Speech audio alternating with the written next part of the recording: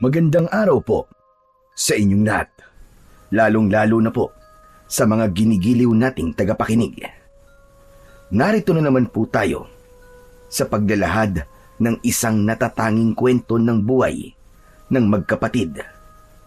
Sina Pedro at Juan ay makikilala ang isang matandang may-ari ng pwesto sa palengke na si Tatay Inok.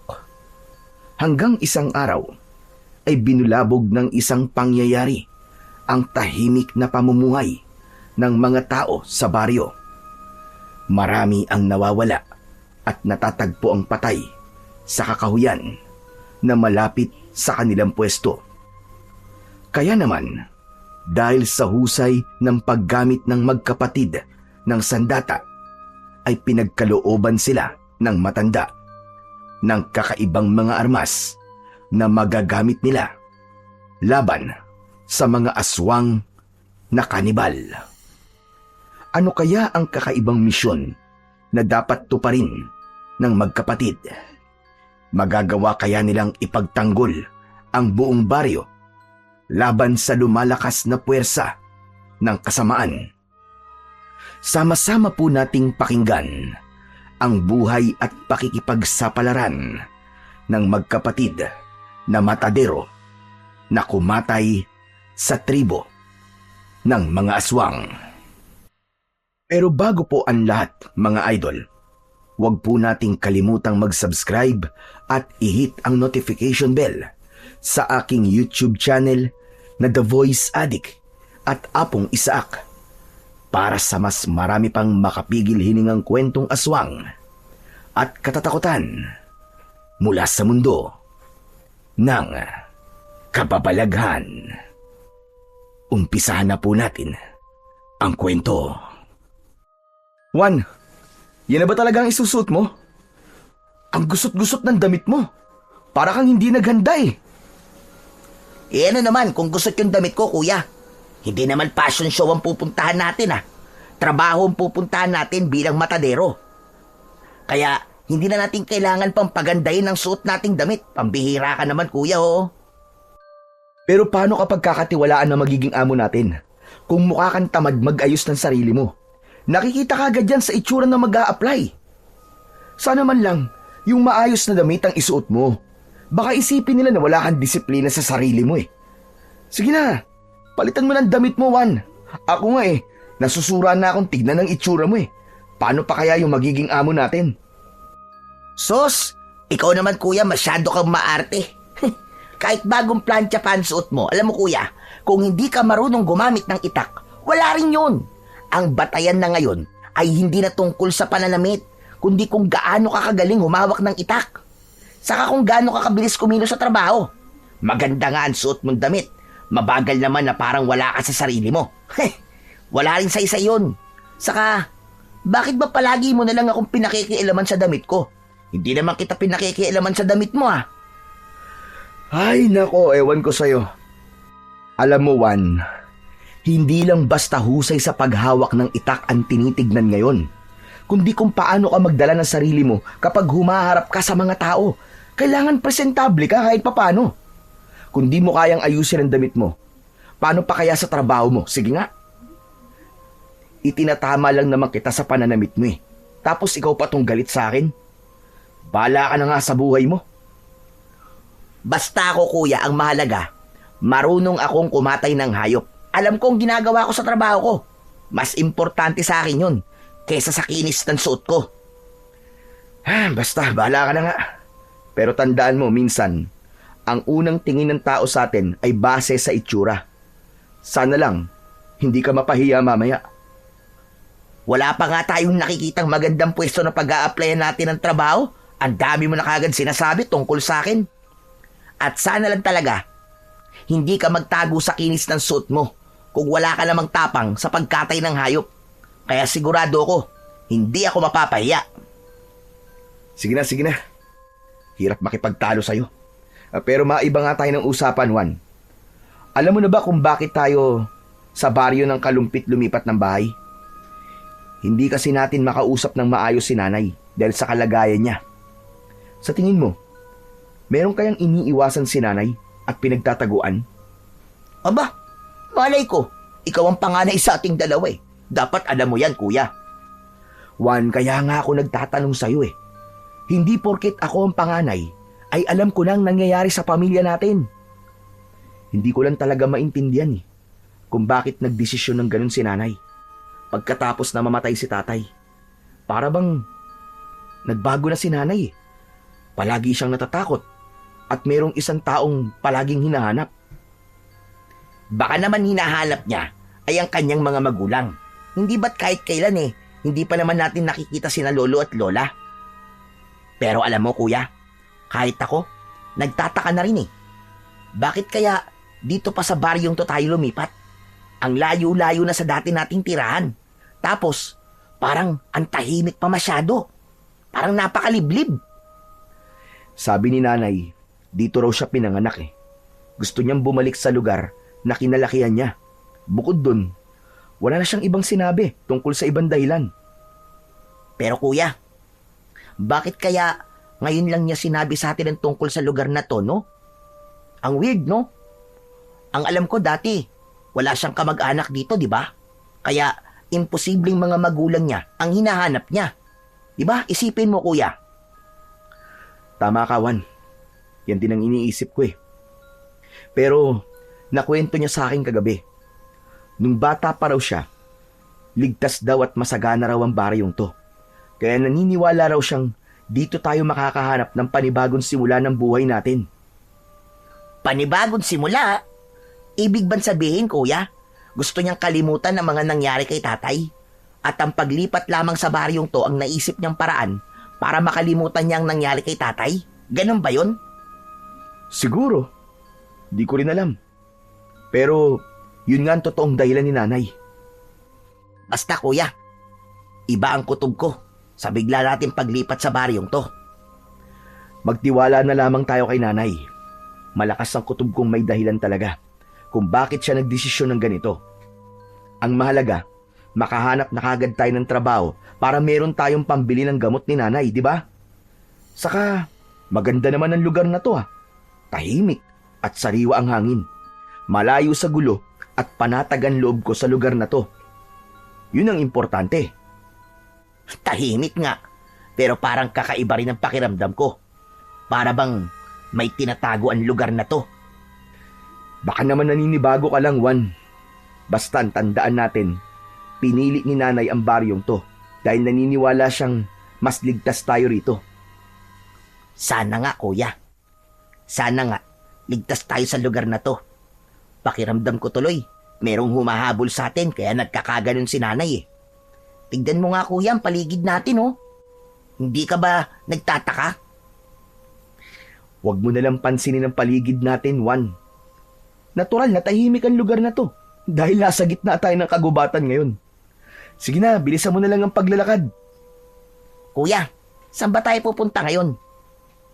Pambihira ka naman oo. Siyempre sa palengke. Kahit saan, basta merong trabaho na babagay sa ating dalawa. A-applyan nating lahat yun. Hindi pwedeng umuwi tayo nang walang nahahanap na trabaho. Hindi pwedeng umuwi tayo ng nganga. Nagmamadali sa paglalakad ang may 20 taong gulang na si Pedro, habang ang nasa huli naman ay ang 17 taong gulang niyang kapatid na si Juan. Malalaki ang hakbang ng kanilang mga paa habang tinatahak ang daan papunta sa palengke na tinutukoy ni Pedro. Yun ang baryo ng Kalumpit. Tahimik at liblib na lugar na malapit sa pinakamalawak na kagubatan na bihirang puntahan ng mga tao.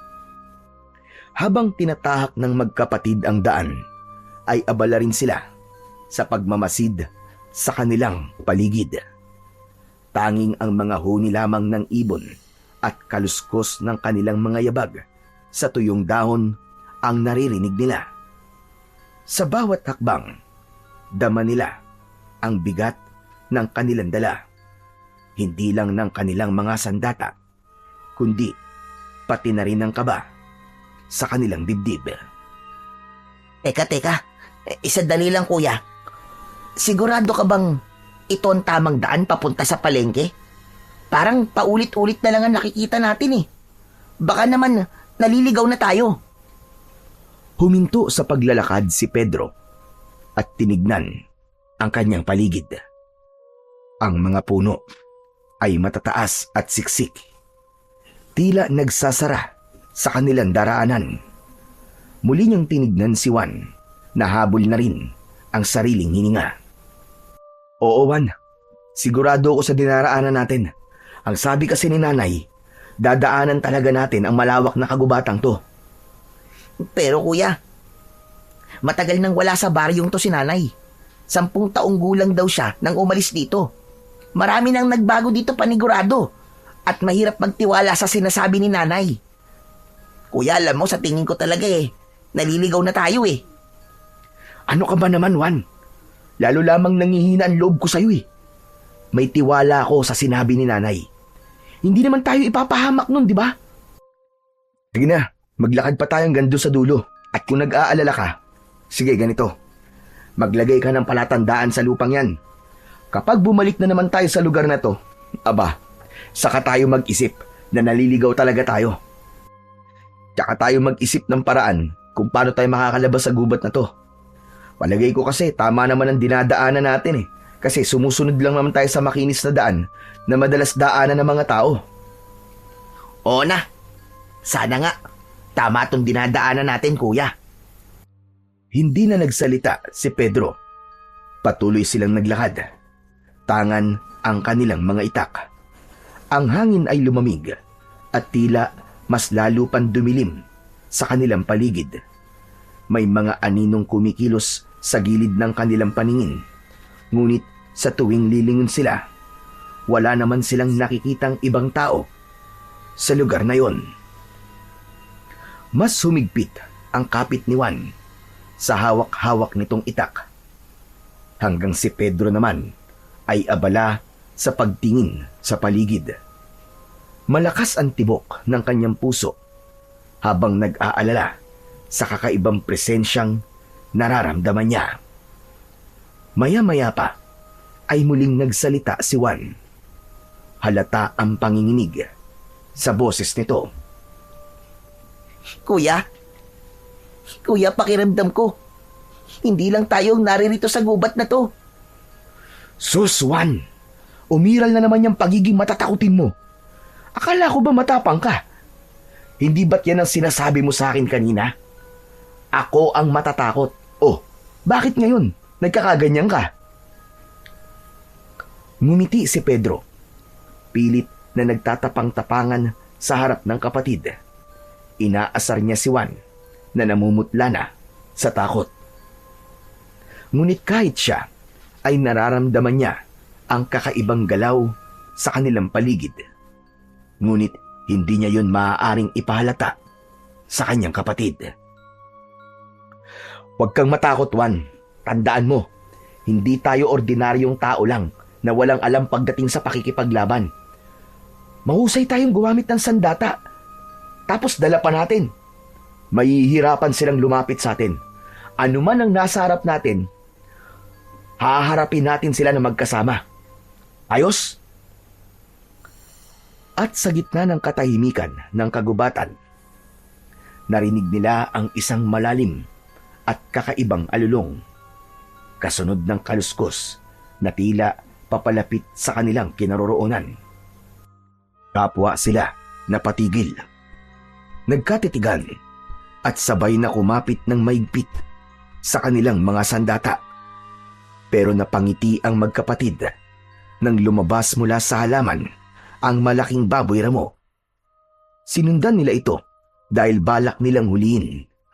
Pero yun pala ang tamang daan para sa labasan ng gubat. At nakita nila ang palengke na marami ng tao ang namimili. Maingay ang paligid ng palengke at sumalubong sa kanilang pang-amoy ang malansang singaw ng hangin mula sa palengke. Oh, kuya, nandito na tayo. Ito na ang palengke nila, oh. Tama naman pala ang daan natin eh. Hindi tayo naliligaw. Sabi ko na sa iyo, Juan eh. Ikaw lang naman na nag-iisip ng kung ano-ano eh. Ay nako, Pagmasdan mo sila, oh. Hindi sementado ang daan. Lupa at damo ang sahig ng dinaraanan ng mga taong nagdadala ng kanilang paninda. Ang bawat pwesto ay yari lamang sa kawayan at pawid. Matagal na nakatayo sina Pedro at Juan habang nakatingin sa mga taong abala sa mga ginagawa. Mula sa kanilang kinaroroonan ay naririnig nila ang ingay ng tawanan, halakhakan at sigawan ng mga taong nag-aalok ng kanilang mga panindang isda, gulay at prutas. Sariwa ang mga yon at halatang kapipitas lang. Ang hangin ay humahalo sa samyo ng bagong lutong kakanin, inihaw na isda, at mabangong damo na nakapulupot sa mga panindang gulayin. May mga bata ring naglalaro sa tabi, tumatakbo at nagtatakbuhan sa pagitan ng mga puno. Ang mga matatanda naman ay abala sa pagbabaligtad ng mga bilao. Ang ilan naman ay abala sa pagbibilang ng sukli. Habang ang mga kinatay na karne ng baboy ay nakasabit at tumutulo pa ang mga sariwang dugo. Sa gitna ng kakauyan, ang palengke ay nagmistulang buhay na patunay ng pagtutulungan ng mga tao.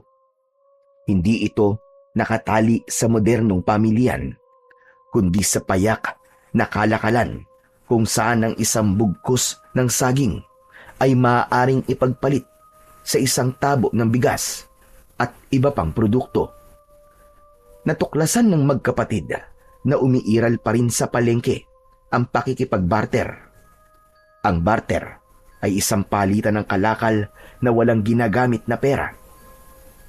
Ang bawat transaksyon ay sinasamahan ng ngiti at pagkikwentuhan. Parang hindi lamang kalakalan ang nagaganap, kundi pagbuo rin ng ugnayan sa gitna ng pakikipag-usap ng maayos. Habang abala sila sa pagtingin sa palengke, napako ang kanilang paningin sa isang matandang lalaki. Nag-iisa ito sa pwesto habang naghihiwa ng karne ng baka. Sa unang tingin ni Pedro, alam niya na kung anong hayop ang kinakatay ng matanda. Napatingin siya sa gawin ni Juan na doon na rin pala nakatingin. Ayos! Mukhang may trabaho na tayong maa-applyan, Juan. Pero mukha namang masungit siya, kuya eh. Alam mo ikaw, Juan, para ka talagang timang. Mamimili pa ba tayo ng papasukan trabaho? Tignan mo, sa hilerang yan, siya lang ang nag-iisang tindahan ng karne. Tsaka matanda na siya. Tsaka pansin mo, konti lang ang bumibili sa kanya ng karne, di ba? Dahil mahina lang siyang kumilos at naiinip yung mga tao sa kakaintay sa kanya. Kaya sa tingin ko, siya ang dapat nating applyan ng trabaho. Ano sa palagay mo? Kuya, hindi ako mapalagay eh. Parang masungit talaga yung matanda eh. Ikaw na lang kaya makipag-usap dyan. Kung ayaw mo, diwag. Ako na lang ang makikipag-usap talaga.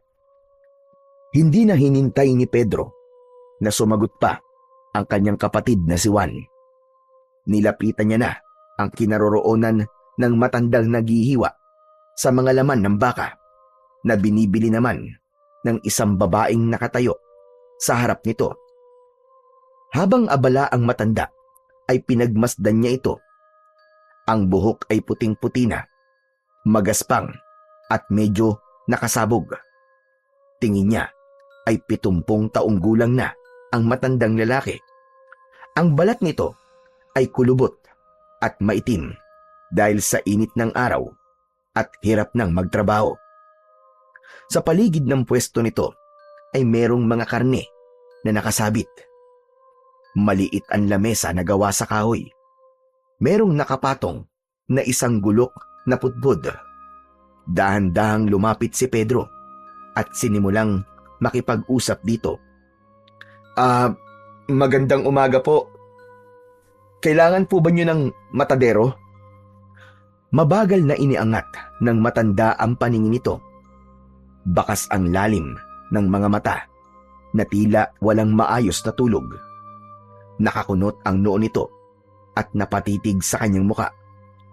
Hindi agad ito nagsalita dahil tinapos muna nito ang ginagawa. Saka ibinigay sa babaeng naghihintay ang binibili nito. Maya-maya pa ay muli itong tumingin sa kanya. Seryoso at parang kinikilala siyang mabuti. Manong, ako po si Pedro. Kasama ko po ang kapatid kong bunso, si Juan. Andun po siya. Nahihiya po lumapit eh. Balak po sana namin magtrabaho sa inyo bilang mga matadero. Kung kailangan niyo pa po ng katulong sa tindahan niyo. Bakit? Marunong ba kayo magkatay ng baka, baboy at kambing? Opo. Yun po ang trabaho namin bago po kami lumipat dito sa baryo niyo. Bagong lipat? Ang ibig niyo sabihin ay dayo lamang kayo sa lugar na to. Nako, hindi ako basta-bastang nagtitiwala sa mga dayo. Pasensya na. Sa iba na lamang kayong lumapit. Bakit naman po, Manong? Mukha po ba akong masamang tao? Paano kita mapagkakatiwalaan? Wala akong alam tungkol sa pagkatao niyo magkapatid. Isa pa, bago lang kayo sa paningin ko at mukhang hindi niyo kaya ang trabaho rito. Kung gusto niyo po, subukan po muna niyo kami ng kapatid ko. Hindi po kayo magsisisi sa pagtanggap sa amin. Sige na po, nakikiusap po kami. Kahit para lamang po sa gamot ni nanay, tanggapin niyo po kami bilang matadero. Talaga bang mapagkakatiwalaan kayo magkapatid, ha? Opo, kung gusto niyo po, kahit wala po muna kaming bayad sa unang araw ng trabaho namin para makita niyo po na nagsasabi po kami ng totoo. Hindi biro ang trabahong gusto niyong pasukan na magkapatid. Teka lang, palapitin mo nga ang kapatid mo dito nang pareho ko kayong makausap. Sinulyapan ni Pedro ang nakatayong si Juan. Itinaas niya ang kanyang kamay at sumenyas dito para lumapit. Nagdadalawang isip pa ang kanyang kapatid na humakbang papalapit sa kanilang kinaroroonan. Pero sa huli ay napilitan din ito. Nang makalapit sa kanila si Juan ay naiiritang pinagalitan niya ang kapatid. Juan, ang tagal mo naman lumapit. Pasensya ka na, kuya. Pumayag na ba siya? Hindi pa. Ang gusto niya, makausap tayong dalawa. Ang kapatid mo ba, Pedro, ay nasa hustong gulang na? Ang totoo niyan wala pa po 17 taong gulang pa lang po siya. Pero malapit na po siyang mag-18 taon. Ngayong buwan po. Hindi naman ako maigpit pagdating sa edad. Ang gusto ko, kaya ang trabaho at matinong kausap. Ayoko ng pasaway at tamad. Hindi ko na kayo susubukan. Tatanggapin ko na kayo sa trabaho. Pero, kaya niyo bang makakita ng hayop na papatayin nang hindi pinanghihinaan ng loob? Baka naman, hindi niyo kayang pumatay ng hayop. Nako, kayang-kaya po namin magkatay ng hayop. Sanay po kami sa ganung trabaho Huwag po kayo mag-alala. Hindi rin po kami tamad sa trabaho. Hindi po kayo magsisisi sa pagtanggap po sa amin. Hindi po namin iniiwan ng trabaho kahit gaano po kahirap. Mabuti naman kung ganon. O siya, sige na. Tatanggapin ko na kayo. Magtitiwala ako sa inyong dalawa. Pero bago yon, kilala niyo na ba ako? Hindi pa nga po Tawagin niyo na lamang akong Tatay Inok. Sige na, pwede na kayo magsimula ngayon. Yes, marami po salamat sa pagtanggap sa amin, Tatay Inok. Ako rin po. Nagpapasalamat din po ako sa inyo, Tatay Inok. Hindi po namin kayo bibiguin ni Kuya. Mabuti naman. O sige na, pumasok na kayo sa loob ng tindahan ko. May mga presyo naman na nakasulat sa papel. Kaya ayos lang ba? Naiwanan ko muna kayo magkapatid dito. Ayos lang po. Sige po, Tatay Inok. Hihintayin na lamang po namin kayo. Kung mauubos po kagad ang paninda, hindi po muna kami uuwi. Sige. Bale magiging trabaho niyo magkapatid ay magsisimula ng 4:00 ng madaling araw. Dahil magkakatay pa kayo. Kung minsan naman, ay meron namang nagdadala sa akin ng mga panindang karne. Sila na ang nagkakatay. Sige po. Kami na po ang bahala rito, Tatay Inok. Salamat po uli. Iniligpit na ni Tatay Inok ang mga gamit nito at lumabas sa tindahan. Naglakad ang matanda papasok sa kakawyan hanggang sa mawala ito sa kanilang paningin. Nagkatingin na naman ang magkapatid dahil masaya silang dalawa na natanggap na sila sa trabaho.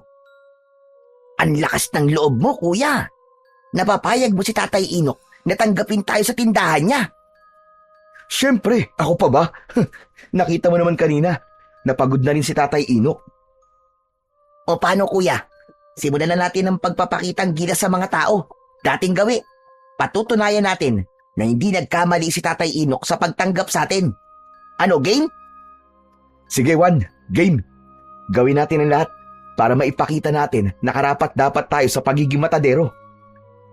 Sinimulan na nga ng magkapatid ang pagpapakitang gilas sa paghihiwa at pagtatadtad ng mga karne.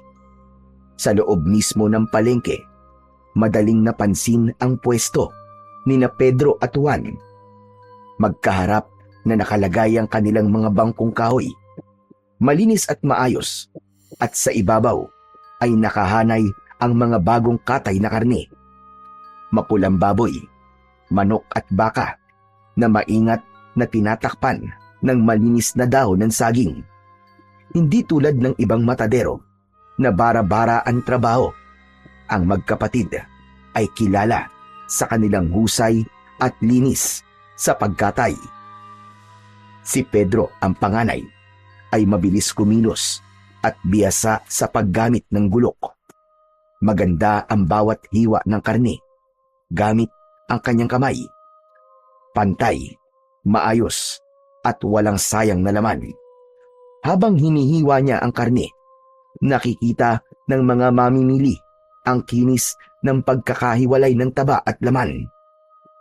Bagay na lalo silang hinangaan. Samantalang si Juan naman, ang nakababatang kapatid, ay mahusay sa pakikipag-usap. Sa bawat paglapit ng mamimili, ngiti agad ang isinasalubong nito, kasabay ng magalang na pagbati at pagpapakita ng iba't ibang hiwang karne na bagay sa ulam na hinahanap ng mamimili para sa iluluto ng mga ito sa tanghalian at hapunan. Walang kaalam-alam ang magkapatid na mula sa malayo ay pinagmamasdan sila ng matanda. Nakangiti at bakas ang paghanga sa magkapatid. Bili na po kayo, mga suki! Presko po at bagong katay. Halina po kayo! Libre tingin! Bili na po kayo, mga suki! Lapit! Lapit lang po! Masiglang bati at alok ni Juan sa mga tao. Meron ng isang bumili na kagad na inihanda ni Juan, habang maingat na inilalagay ang hiniwang tadyang sa dahon ng saging, saka ibinalot sa plastik.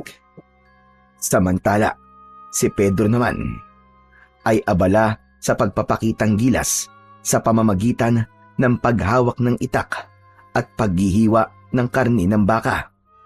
Kahit makapal ang bahagi ng taba ng baka, ay kaya niyang hatiin ng mabilis at pantay. Dahil dito, dumagsa ang mamimili sa kanilang pwesto. Hindi lang sa gilas, sa pagkakatay na pahanga ang mga ito, kundi pati sa kanilang magalang na pakikitungo at maayos na pag-aayos ng karne. Pinagkaguluhan sila ng mga tao. Ang magkapatid naman ay hindi sila makapaniwalang dudumugin sila ng mga mamimili. Kaya lang, ang mga kasama nilang nagtitinda sa loob ng palengke ay hindi maiwasan ang hindi umirap sa kanila bilang pagpapakita ng inggit at pagkadismaya. Sige lang po! Pili lang po kayo, mga suki! Sariwa po ang tinda namin at hindi po kayo magsisisi sa aming pagkakahiwa sa karne. Hindi na po kayo mahihirapan. Iluluto nyo na lamang po. Bili na po, mga suki! Bili na po! Dahil marami ang bumili, naubusan sila ng paninda. Nakita naman ni Pedro na merong nakatayong kambing sa gilid ng tindahan ni Tatay Inok. Nakatayo yun at may tali sa leeg. Walang pagdadalawang isip na kinatay ng magkapatid ang kambing at ipinakita sa mga mamimili kung gaano nila kabilis na napatay ang kambing. Hindi nila ito masyadong pinahirapan. Nagpalakpakan ng mga tao at sa sobrang tuwa ay nagbigay pa ang mga ito sa kanila ng karagdagang bayad. Tuluyang napuno ang kanilang pwesto ng mga tao. Nang kumalat ang balita na nagpapakitang gilas sina Pedro at Juan, nakalatag ang katawan ng kambing nang mas lalong nadagdagan ang dami ng tao. Nakapaghanda na sila ng mga kasangkapang bakal, mga pinatalas na gulok, kutsilyo at tablang kahoy. Malinis at maayos ang kanilang paligid. Bakas sa mga mata ng mga mamimili ang saya sa nakikitang palabas. Sige lang po mga suki, kitang-kita nyo naman po bagong katay. Sige po, pili lang po kayo. Kuya, mukhang nanonood na lamang sila. Parang wala naman silang balak na bumili. Ano ka ba naman, Juan? Ngayon ka pa ba mag-aalala? Panghuling katay na natin to. Mukhang ngayon lang naubos ang paninda ng matanda. Kaya simulan na natin ang pagpapakitang gilas. Alokin mo silang lahat, sige na. Pili lang po kayo mga suki. Bago ihiwain ng kapatid ko ang bahagi ng karne na mapipili nyo, magpapakita po muna kami ng husay namin sa paghiwa. Hindi nga nagtagal ay nag-agawan na ang mga tao sa pagturo kung alin bahagi ng karne ng kambing ang gusto ng mga ito. Lahat ay natandaan ni Pedro at isa yon sa kanyang mga kakayahan, ang mabilis magmemorya ng mga bagay kahit sa unang turo lamang. Sinimulan ni Pedro ang pagpalang o pagtaga sa katawan ng kambing. Sa isang iglap, mabilis niyang naihiwalay ang malaking bahagi ng karne gamit ang kanyang gulok. Walang sablay ang bawat hiwa. Pantay at maayos. Namangha ang mga nanonood at narinig ang bulong-bulungan ng ibang taong naroroon. Dinaig pa raw nila ang matanda sa paghiwa ng karne. Kasunod naman ay si Juan, na hindi lang mahusay sa pagkakatay, kundi pati na rin sa pakikipag-ugnayan. Sa bawat hiwang ginagawa nito ay ipinapaliwanag naman ito sa mga mamimili kung anong parte ng katay ang bagay sa sinigang, adobo o ginisa. Sa husay ng pananalita ni Juan at kasama pa ng bilis ng kamay, mas lalo pang lumapit ang mga tao at sabik na bumili sa kanila. Oh mga suki, konti na lang po. Bili na po kayo, baka po kayo maubusan. Subukan niyo po itong tadyang. Siguradong masarap po to para sa sinigang. Nagpatuloy ang exhibition ng dalawa. Si Pedro na nagpapakita ng tikas at bilis ng kamay sa pagkakatay at si Juan na nagpapamalas ng galing sa pag-aalok at pagbibenta. Sa huli, halos maubos ang kanilang paninda dahil sa dami ng mamimiling naiengganyo sa kanilang ginagawa. Ang iba ay nagbigay pa ng bigas kapalit ng ibang paninda nila. Yun ang kakaibang kakayahan ng magkapatid. Malakas at mahusay silang manghila ng mga suki. Dahil doon ay hindi nila namalayan na malapit na palang dumilim ang paligid. Nagsisihan ng magkapatid dahil nalibang sila sa kanilang ginagawa at nakalimutan na rin nilang kumain ng tanghalian. Pambihira ka naman, Juan, oh. Bakit hindi mo naman pinaalala sa akin na hindi tayo kumain ng tanghalian? Sus, ikaw nga di mo rin naalala eh. Ako pa kaya. Isa pa, talagang nalibang din naman tayo sa ginagawa natin eh. Ang saya talaga no, kapag nauubos ang paninda. Masaya nga tayo, pero mga karatig naman natin na pwesto. Kulang na lang, tunawin tayo sa masama nilang tingin. Hayaan mo sila kuya. Pareho lang naman tayong naghahanap buhay eh. Dumiskarte rin sila ng para sa kanila. Kung sa bagay, tama ka. Wala naman tayong ginagawang masama sa kanila, di ba? Correct!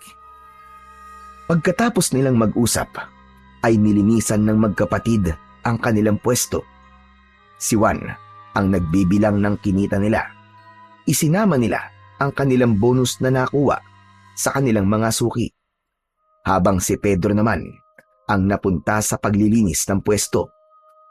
Maya-maya pa ay narinig nila ang yabag ng paa ng matanda. Nakangiti itong nakatingin sa kanila ni Juan. Hindi ko akalain na ganyan pala kayo kagaling magbenta. Mahusay ang ginawa ninyo. Hindi lang pala sa gulok at pagkakatay ang lakas ninyo, kundi pati sa pakikipagkapwa-tao. Magaling. Pinahanga niyo akong magkapatid. Ngayon lamang ako nakakita ng ganong klaseng galing sa paghiwa ng karne. At naubos niyo pa ang paninda ko. Bukod pa ron, ay nakita kong binigyan kayo ng mamimili ng tip. Pero isinama niyo pa sa benta. Talaga palang mapagkakatiwalaan ko kayong magkapatid. Yun po kasi ang turo ng nanay sa amin eh. Isa pa, mahalin daw po namin ang trabaho para mahalin din daw po kami nito. Mahal po namin ang ginagawa namin, Tatay Inok. Saka, gusto po talaga namin ang ginagawa namin. Gaano na ba kayo katagal na nagtatrabaho bilang isang matadero? Si Juan po, bago lang po siya. Ako naman po, 10 taon pa lang po ako, tinuruan na po ako ni Tatay kung paano po magkatay ng mga hayop. Nasa lahi po talaga namin ang pagiging isang matadero. Hanggang sa lolo po namin, matadero rin po siya. At mahusay po talaga na magkatay ng hayop. Mabuti na lamang pala at tinanggap ko kayo at nagtiwala kagad ako sa inyo. Kung ganon, sige na. Makakauwi na kayo magkapatid. Pero ibibigay ko sa inyo ang bonus nyo kanina. Hindi naman sa akin yun eh. Ibibigay ko rin sa inyo ang kinita nyo ngayong araw para meron kayong pambili ng gamot ng nanay ninyo. Naku, maraming salamat po, Tatay Inok. Napakabuti po ninyo. Ako ang dapat magpasalamat sa inyo.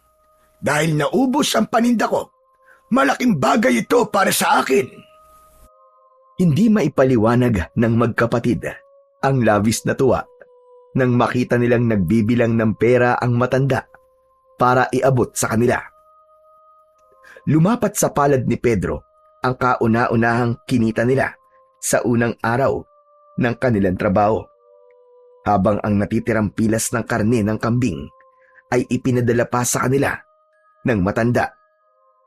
Pagkatapos magpaalam ng magkapatid, ay masigla silang umuwi sa kanilang bahay. Dumaan sila sa masukal na kagubatan, dala ang kanilang mga itak. Ngunit hindi pa man sila nakakaalis sa lugar na yun, ay bigla silang nakaramdam ng kakaibang lamig ng ihip ng hangin. Napahigpit ang kapit ni Juan sa braso ng kanyang kuya. Kuya, bakit kaya sa tuwing napapadaan tayo sa bahagin to ng kakahuyan nakakaramdam ako ng takot? Takot ka dyan? Di ba't kanina naman natakot ka rin? Oh, ano nakita nating lumabas sa halaman? Hindi ba't baboy mo lang? Kaya kalimutan mo ng takot na sinasabi mo, Juan. Dahil palagi na tayong dadaan sa lugar na to magmula ngayon. Sa tuwing uuwi at papasok tayo sa trabaho. Kuya, makakatagal ako sa trabaho natin Pero sa lugar na to, sa palagay ko, hindi talaga ako makakatagal na dumaan dito. Para bang, sa tingin ko may aswang dito na bigla na lamang magpapakita sa atin Ano bang aswang-aswang ang sinasabi mo, Juan? Kasama mo naman ako, di ba?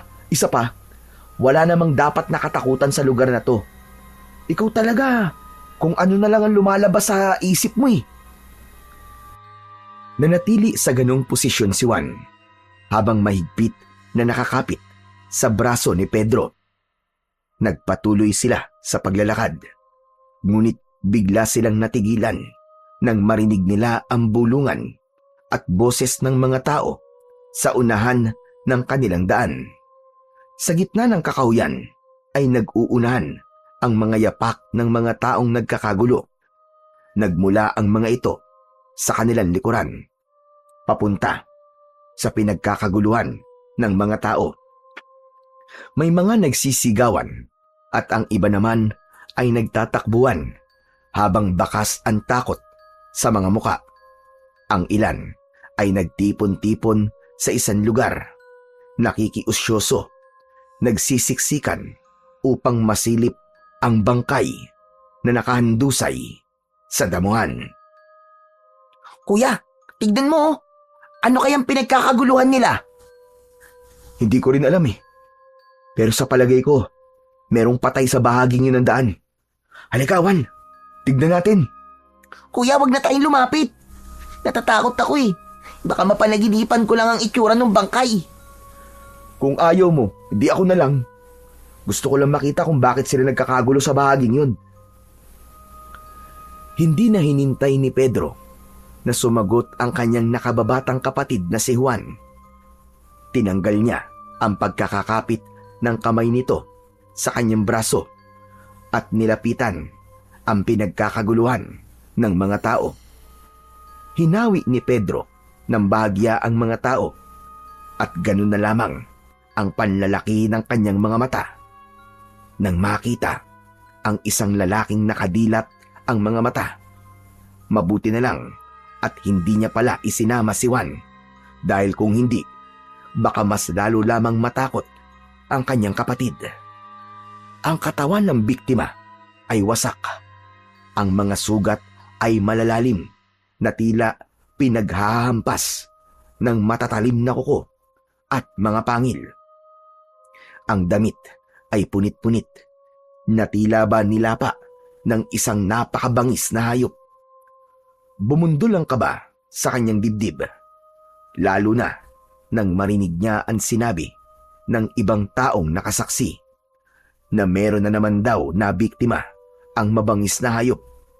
Isang asong gubat na palagi na lamang daw pumapatay ng mga tao na matsetsempuan sa gubat.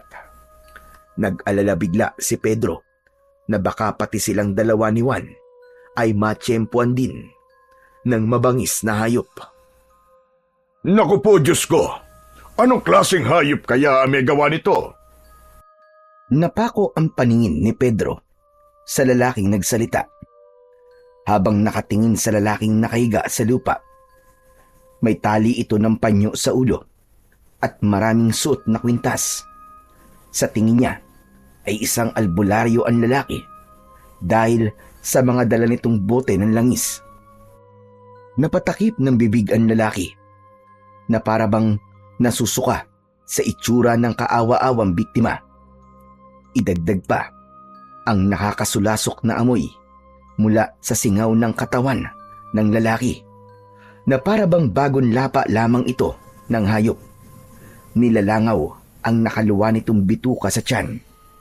May mga batang humihikbi, may matatandang nanginginig at may mga kalalakihang nagtatangkang lumapit para buhatin ang katawan ng biktima.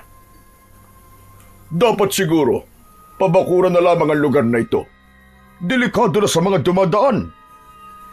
Meron po bang ibang daan dito kung sakali po na haharangan na po ang gubat na to? Abay, wala na. Dahil ang sinasabi ko naman ay kung pababakuran, magbibigay pa rin sila ng daan na hindi na kailangan pumunta pa rito sa gitna ng kagubatan. Aba teka, parang ngayon lamang kita nakita rito ah. Taga saan ka ba, iho? Dyan lang po kami nakatira sa paanan po ng bundok. Kasama po ng nanay kong may sakit. Naroon naman po ang kapatid kong si Juan. Takot po kasi siyang lumapit dito eh. Ako naman po si Pedro. Kayo po, ano po ang pangalan niyo? Ako si Magkepweng. Isa akong albularyo. Diyan lang din ako nakatira sa paanan ng bundok. Marami ang pumupunta sa bahay ko para magpagamot. Kaya nag-aalala rin ako sa kaligtasan ng mga pasyente ko. Abay, delikado para sa kanila.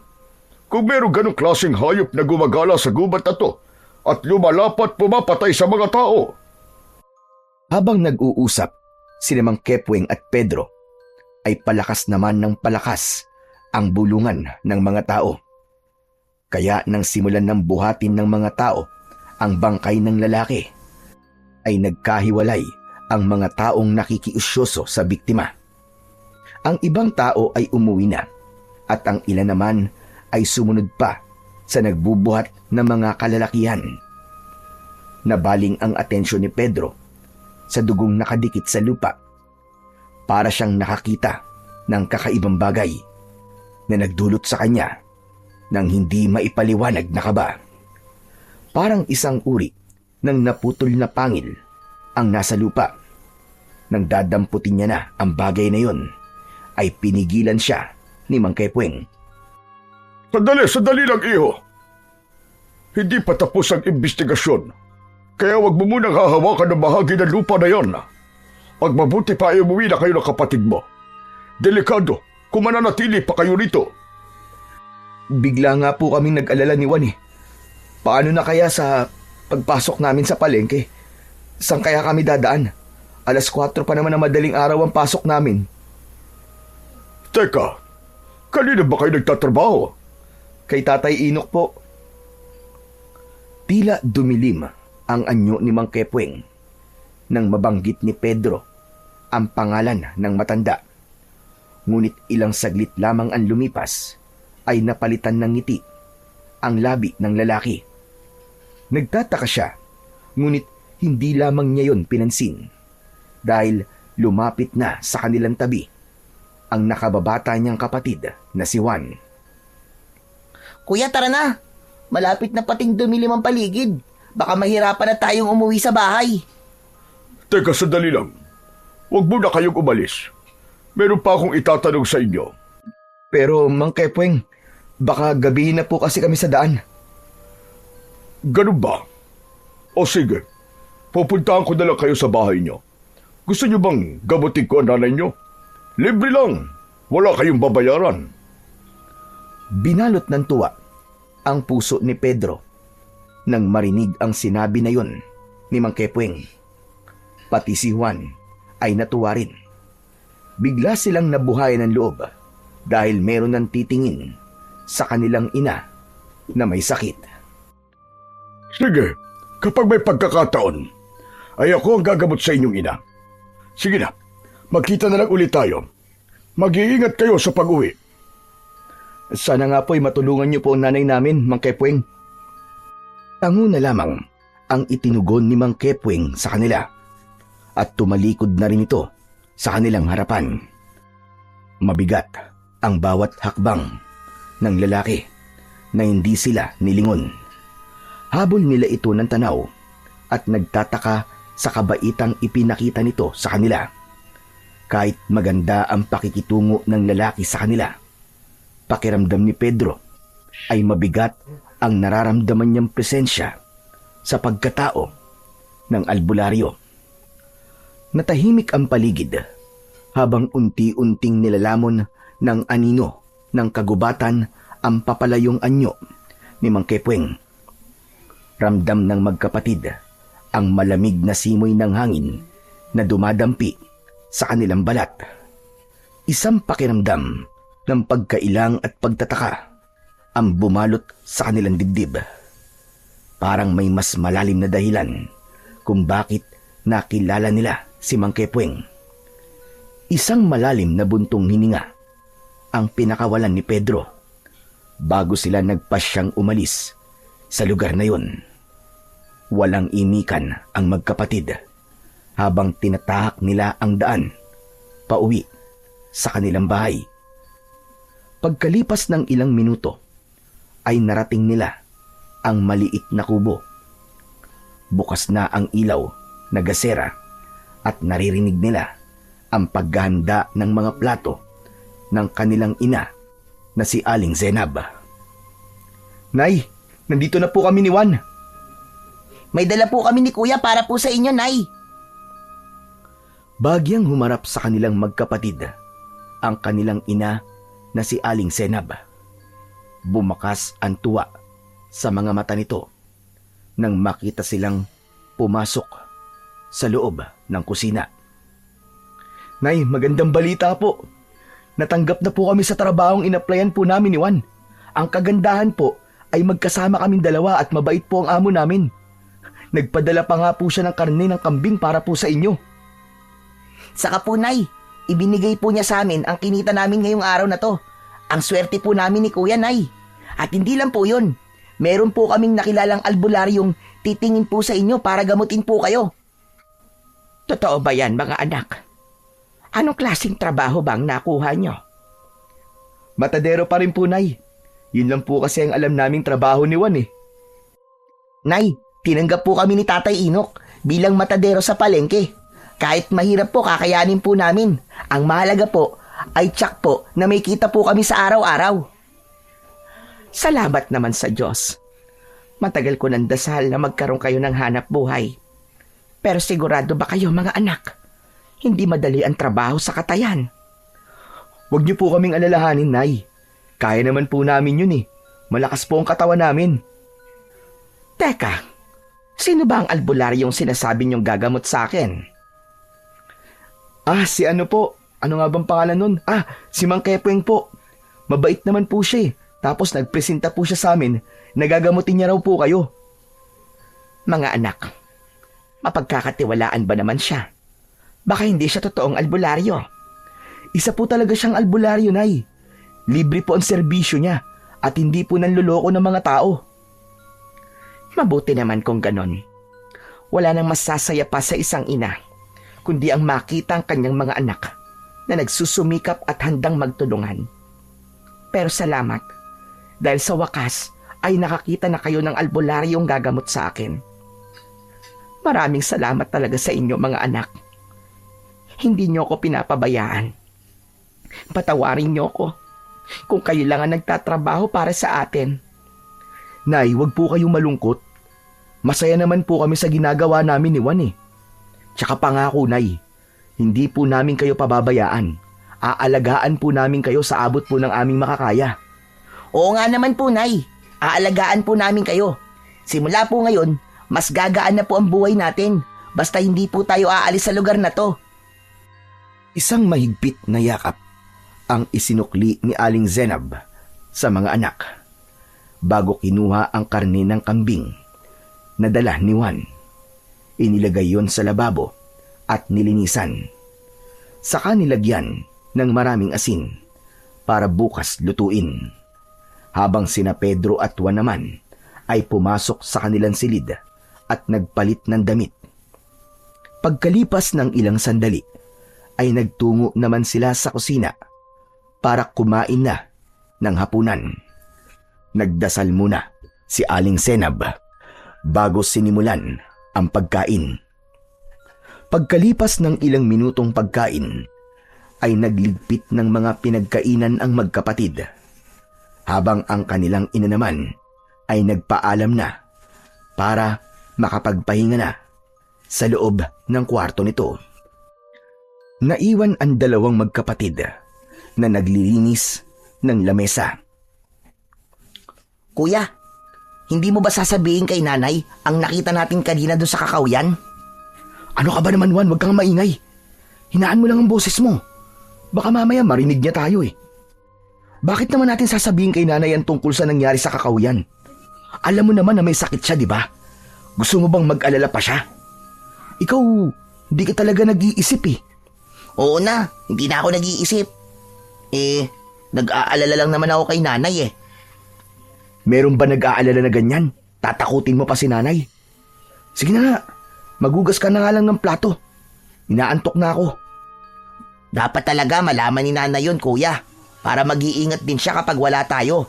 Kung hindi niya alam ang tungkol sa nakita natin kanina, hindi siya mag-iingat, di ba? Saglit na napaisip si Pedro dahil sa sinabi ng kanyang nakababatang kapatid. Hindi niya kagad naunawaan ang ibig sabihin ng kapatid, pero mas pinili na lamang niya na manahimik. Ihanda na lamang niya palagi ang maliit na itak sa lugar na mabilis makikita ng kanyang ina. Bigla tuloy ang pagbundol ng kaba sa kanyang dibdib dahil mag-isa lang ang kanilang ina kapag sila ay nasa trabaho. Hoy, kuya! Kuya! Oh, Pambihira ka. Natulala ka na dyan. Ano, naisip mo na ba kung anong ibig ko sabihin? Tumigil ka na nga, Juan. Matulog na tayo. Maaga pa tayong gigising. Huwag na natin pag-usapan yan. Walang mangyayaring masama kay nanay, tapos. Iniwan ni Pedro ang kanyang nakababatang kapatid na naghuhugas ng plato sa lababo. Nauna siyang pumasok sa kanilang kwarto. Nahiga siya sa kanyang katre, habang sa kabilang gilid naman ng silid ay ang katre naman ni Juan. Hinintay niyang makapasok ang kapatid bago siya tuluyang natulog. Kinabukasan ay nagising ang natutulog na diwa ni Pedro sa mahinang pagyugyug ng kamay ni Juan sa kanyang balikat. Kuya! Kuya, gising na! Kuya! Magluluto pa tayo ng sinaing eh. Akala ko ba maaga tayong gigising? Bahagyang kinusot ni Pedro ang kanyang mga mata at napatingin sa labas ng nakabukas niyang bintana. Medyo madilim pa sa labas, pero nasanay silang dalawang magkapatid na magising ng ganung oras. Muling sinulyapan ni Pedro si Juan. Tapos na itong maligo. Umalis ito sa kanyang harapan at lumabas ng kanilang silid. Iinat-inat na bumangon si Pedro. Paglabas niya ay nagpaparikit na ng apoy sa kalan si Juan. Diretso naman siya sa likod ng kanilang bahay, kung saan ay naroon naghihintay ang isang malaking drum na may laman na tubig. Ngunit bigla siyang napatingin sa paligid ng kanilang bahay. Pakiramdam niya ay merong ibang tao na naroroon. Sinong tao dyan? Juan? Juan, ikaw ba yan? Anak ng putya, oo. Huwag mo naman akong tatakutin ng ganyan, Juan. Juan, sinasabi ko talaga sa'yo ha. Tatamaan ka sa akin.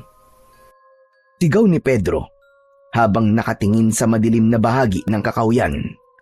Maya-maya pa ay narinig niya ang malakas na yabag ng paa. Papalapit sa kanyang kinaroroonan. Lumabas sa kabilang pintuan ng kusina si Juan. Kaya nakumpirma ni Pedro na hindi ang kapatid niya ang nararamdaman niyang presensya sa paligid. Hoy kuya, bakit ka ba sumisigaw? Ang lakas-lakas ng boses mo, baka mamaya niyan magising pa si nanay. Para kasing may tao ko nakita eh. Akala ko talaga ikaw at tinatakot mo lang ako. Paano ako? Nakita mo naman akong nagluluto sa kalan kanina, di ba? Ay nako, diyan ka na nga. Bilisan mo na ang paliligo mo, kuya. Guni-guni mo lang ang nararamdaman mo. Sige na. Naiirita na iniwan siya ni Juan. Kaya naman, nagmamadali na rin siyang nagbuhos ng tubig sa katawan. Pagkatapos ay nagpalit na rin ng damit. At habang naghihintay ng pagluluto ng sinaing, hinasa naman ni Pedro ang kanilang mga gagamitin na itak bago inihanda ang pagkain ng kanilang ina. Pagkatapos nilang maisara ng maayos ang bahay, ay nagsimula na ang magkapatid sa paglalakad papunta sa palengke.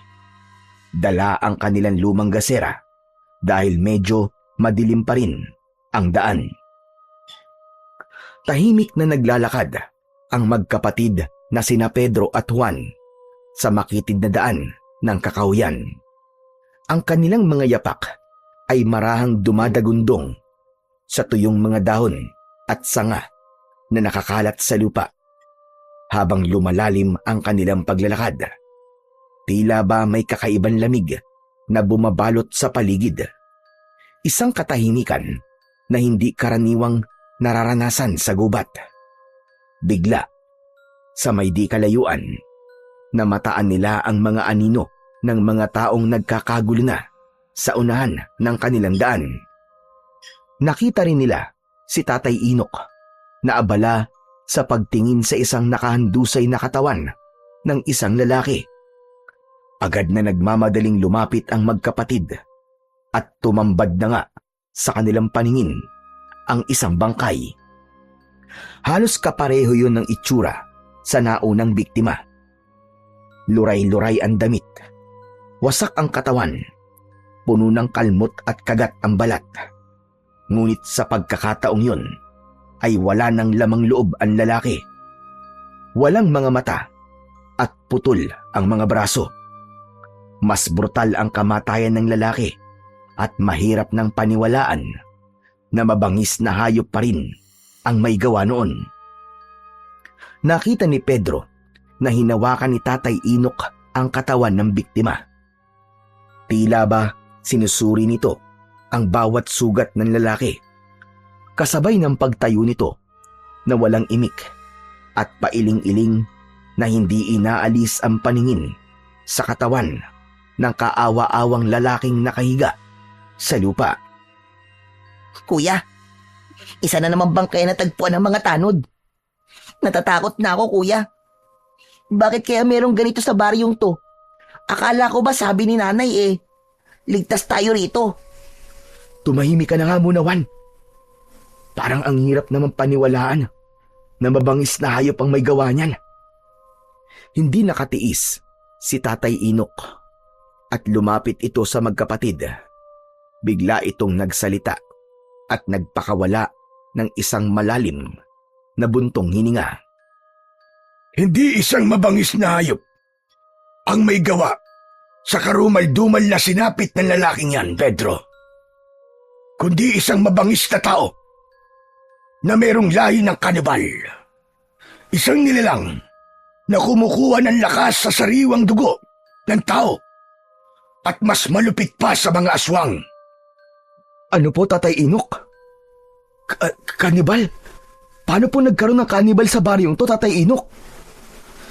Dahil hinahanap nila ang pinakamahusay na manunugis ng kanibal na gusto nilang gantian. Pero bakit po nila kailangang mandamay ng ibang tao? Ito ang paraan nila ng pagpaparamdam sa manunugis na matagal na nilang hinahanap. Natitiyak kong alam na ng mga kanibal ang pinagtataguan ng taong manunugis ng mga aswang. Kuya, wag na kaya tayo magtrabaho kay Tatay Inok. Baka mamaya niyan tayo ang matsyempuhan Ganitong oras pa naman tayo umaalis ng bahay.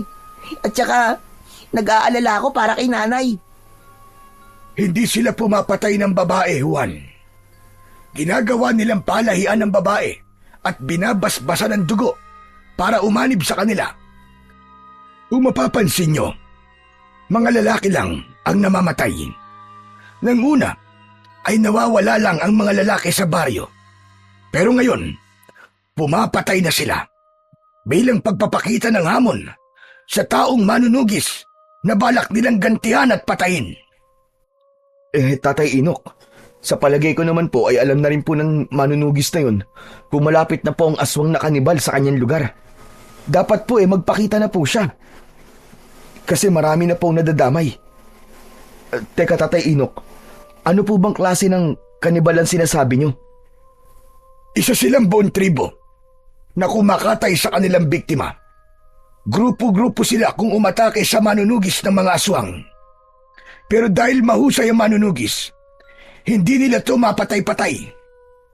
Kaya ang pagpapakita nila ng paghihiganti sa manunugis ay sa pamamagitan ng pagpatay sa mga kababaryo nito. Kaya nga pagkatapos kong mabalitaan ang mga nangyari kahapon, ay bigla akong nag-alala sa inyo magkapatid. Kaya naman sinundo ko kayo at ito ang nadatnan ko. Bumundol ang kaba sa dibdib ni Pedro habang nakatingin sa lalaking nakahandusay sa lupa. Binuhat ito ng mga kalalakihan at sumabay na ang magkapatid kay Tatay Inok papunta sa palengke. Pagkalipas ng ilang minutong paglalakad, ay narating nila ang kinaroroonan ng palengke. Wala pang halos na tao, ngunit bakas ang lungkot sa paligid. Maya-maya pa, nagsimula na ang magkapatid na magkatay ng 2 baboy para sa kanilang ititinda. Habang si Tatay Inok naman ay tahimik at malungkot na nakaupo sa bangko. Habang wala pang bumibili sa kanilang tindahan, ay hindi maiwasan ni Pedro na hindi tanungin ang matanda tungkol sa pamilya nito. Tatay Inok, mawalang galang na po. Nasan po ba ang pamilya nyo? Wala po kasi kaming nakikitang kasama nyo sa tindahan eh. Isang malalim na buntong hininga ang pinakawala ni Tatay Inok bago ito tumingin sa kanilang gawi. Malungkot ang mga mata nitong nagsalita. Naubos ang pamilya ko nang biglang sumalakay ang mga aswang na kanibal sa baryo namin. Namatay ang aking asawa, 3 anak, at ang bunso kong anak na inanod ng rumaragas ang tubig dahil sa pagtakas namin. Sa isang iglap, nawala ang aking pamilya. Hindi ko matanggap ang pagkawala nila. Para ako mababaliw sa labis na sakit. Kaya mas pinili kong lumayo at bumalik sa baryong ito, kung saan dito ipinanganak ang bunso ko. Hanggang ngayon, umaasa pa rin ako na sana buhay pa rin ang bunso ko. Ikinalulungkot ko po, Tatay Inok. Napakalungkot po pala na naging buhay nyo. Pasensya na po. Hindi ko na po sana naitanong. Kami naman po, Tatay Inok, ulila na rin po kami sa ama. Namatay po siya sa pangangaso at sinabing nilapa raw po ng isang mabangis na hayop sa gubat. Pero Tatay Inok, hindi po ako naniniwalang mabangis na hayop po ang pumatay sa kanya. Wala po kasing iniwan ng itsura ng pagkamatay ni tatay sa itsura po ng bangkay kanina. Kaya sigurado po ako na biktima rin po si tatay na sinasabi niyong aswang na kanibal. Kaya nga po, lumipat kami rito ni nanay. Ligtas daw po kami rito. Walang ligtas sa lugar na ito, Pedro. Kahit saan ka magpunta, palaging merong naghihintay na panganib. Parang ako, ilang beses akong nagtago at nagpakalayo-layo. Pero nahahanap pa rin nila ako. Ano pong ibig niyong sabihin, Tatay Inok? Naramdaman ni Pedro ang paglapit sa kanila ni Juan na nagtataka na rin sa seryoso nilang pinag-uusapan. Saglit na tumigil si Tatay Inok sa pagsasalita at napatingin sa kanilang dalawang magkapatid.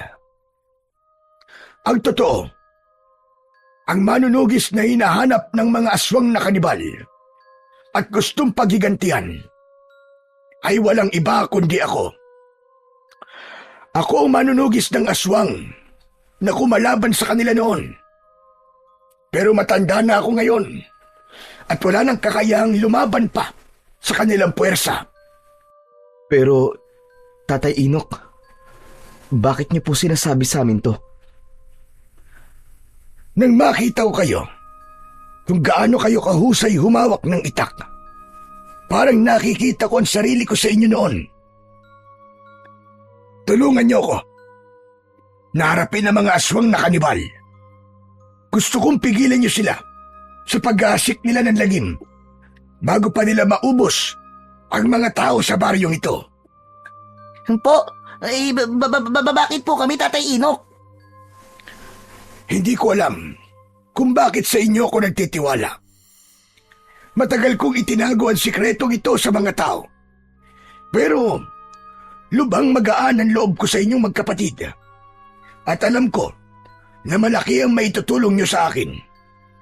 Kayo ang nakikita kong tatapat at lalaban sa mga aswang na kanibal. Pero, Tatay Inok, hindi po sapat ang kakayahan naming magkapatid para labanan sila. Tama. Hindi pa nga sapat ang kakayahan nyo. At hindi sapat ang husay lang sa paggamit ng sandata. Ang dapat sa inyo ay tapang at tatag ng kalooban sa pakikipaglaban. Kailangan ko muna kayong sanayin sa paghawak ng sandata. Ibibigay ko sa inyo ang pinakamalakas na sandatang ginamit ko sa pakikipaglaban ko noon sa mga aswang. Tumayo ang matanda at pumasok sa maliit nitong silid. Pagbalik nito ay meron na itong dala na 2 kaluban na gawa sa goma. Ibinigay sa kanila ang mga yon. Tig-isa sila ng kagamitan. Pinagmasdan ng magkapatid ang sandatang nasa kamay nila. Pedro, para sa iyo itong jungle bolo. Ibinibigay ko yan sa iyo. Batay sa nakikita kong kakayahan mo. Ang jungle bolo ay isang uri ng malaking gulok na gamit sa kagubatan. Malapad at mabigat ang talim. Bagyang nakakurba pababa ang dulo, kaya't mahusay itong pamputol ng makakapal na sanga at kawayan. Ang haba ng talim ay karaniwang umaabot mula 14 hanggang 18 pulgada. Makintab ang bakal na wari dumaan sa maingat na pagpapanday. Ang hawakan nito ay gawa sa matibay na kahoy o minsan ay sungay ng kalabaw. Makinis ngunit matatag sa pagkakadikit. Madalas ay may ukit ito o simpleng palamuti sa hawakan na nagpapakita ng husay ng panday na gumawa dito. Ang kabuuan ng jungle bolo ay may bigat na sapat para magamit hindi lang sa gawain sa kagubatan, kundi maging sa pagtatanggol kung kinakailangan. Sa unang tingin, matapang at mabagsik ang anyo ng sandata. Parang isang kasangkapang likas na ginawa para ipaglaban sa mababagsik na nilalang. Sunod naman na hinarap ni Tatay Inok ay ang natitigilan pa rin na si Juan dahil kakaiba ang sandatang ibinigay ng matanda rito. Sa'yo naman, Juan. Bagay sa'yo ang sandatang Chris. Minana ko pa yan sa kaibigan kong Muslim. Ang Chris ay isang sinaunang sandatang katutubo na may kakaibang anyo at kagandahan. Ang talim ay mahaba at makitid. Ngunit ang pinakakilala rito ay ang alon-alon o alon na hugis ng ilang bahagi ng talim na parabang dumadaloy na tubig. Napakatalas nito at parehong nakapangingilabot at nakakatakot ang dating. Ang bakal ay makintab. Ang hawakan nito ay yari sa matibay na kahoy o sungay ng hayop. At madalas ay may ukit ng maselang disenyo na nagpapakita ng kultura at paniniwala ng mga gumagawa nito. Ang itsura ng sandata ay bahagyang nakakurba o pinalapad na nagsisilbing dagdag proteksyon sa kamay ng gumagamit. Karaniwang nakalagay ito sa isang malapad na baluti o kaluban na yari sa kahoy at minsan ay pinapalamutian ng makukulay na tela at metal. Hindi lamang ito itinuturing na sandata sa labanan, kundi sandata rin para ipagtanggol ang sarili laban sa mga nilalang na magtatangka sa buhay ng may hawak nito. Wow! Ang astig naman po ng sandatang Chris, Tatay Inok. Para na po akong tunay na manunugis ng mga aswang. Parang isang mandirigma. Hindi biro ang makakalaban nyo. Buhay nyo ang nakataya rito. Kaya kailangan maging biyasa kayo sa paggamit ng inyong mga sandata. Pero Tatay Inok, mas kailangan po namin magtrabaho para sa nanay namin na may sakit. Huwag kayong mag-alala. May sahod pa rin kayo sa akin. Basta tutulungan nyo akong labanan ng mga aswang na kanibal. Kailangan nyo ng mas matinding pagsasanay bago natin hahanapin ang kuta nila. Malakas ang kutob kong nasa kagubatan ng tribo nila at naghihintay lamang ng tamang pagkakataon para sumalakay sa atin. Sige, nakahanda po kaming tumulong, Tatay Inok. Gagawin po namin ang lahat na makakaya namin para magawa ang misyon. Tatay Inok, kailan mo po kami tuturuan? Pwede po bang umuwi na muna kami ni Kuya? Bigla po kasi ako nag-alala para kay nanay eh. Sige, kayong bahala. Basta pumunta na lamang kayo dito para makapagsimula tayo sa pagsasanay. Pero bago yon, ubusin muna natin ang ating tinda bago tayo magsara. Katulad ng inaasahan, nagtinda muna ang magkapatid ng mga karne. Mabilis nilang naipaubos ang paninda at maaga silang nagsara ng tindahan. Pagkatapos naman ay nagpaalam na rin ang magkapatid. Sinimulan na nilang maglakad pabalik sa kanilang bahay. Wala silang inikan habang tinatahak ang daan. Pagkalipas ng ilang minutong paglalakad, ay nakasalubong nila si Mang Kepweng. Malapad ang pagkakangiti nito sa labi habang nakatingin sa kanilang dalawa. Oh, mabuti naman at nakita ko kayo magkapatid. Pupunta sana ako sa inyo sa palengke. Bakit po, Mang Kepweng? Gusto kong makita nanay nyo. Wala akong pasyente ngayon eh.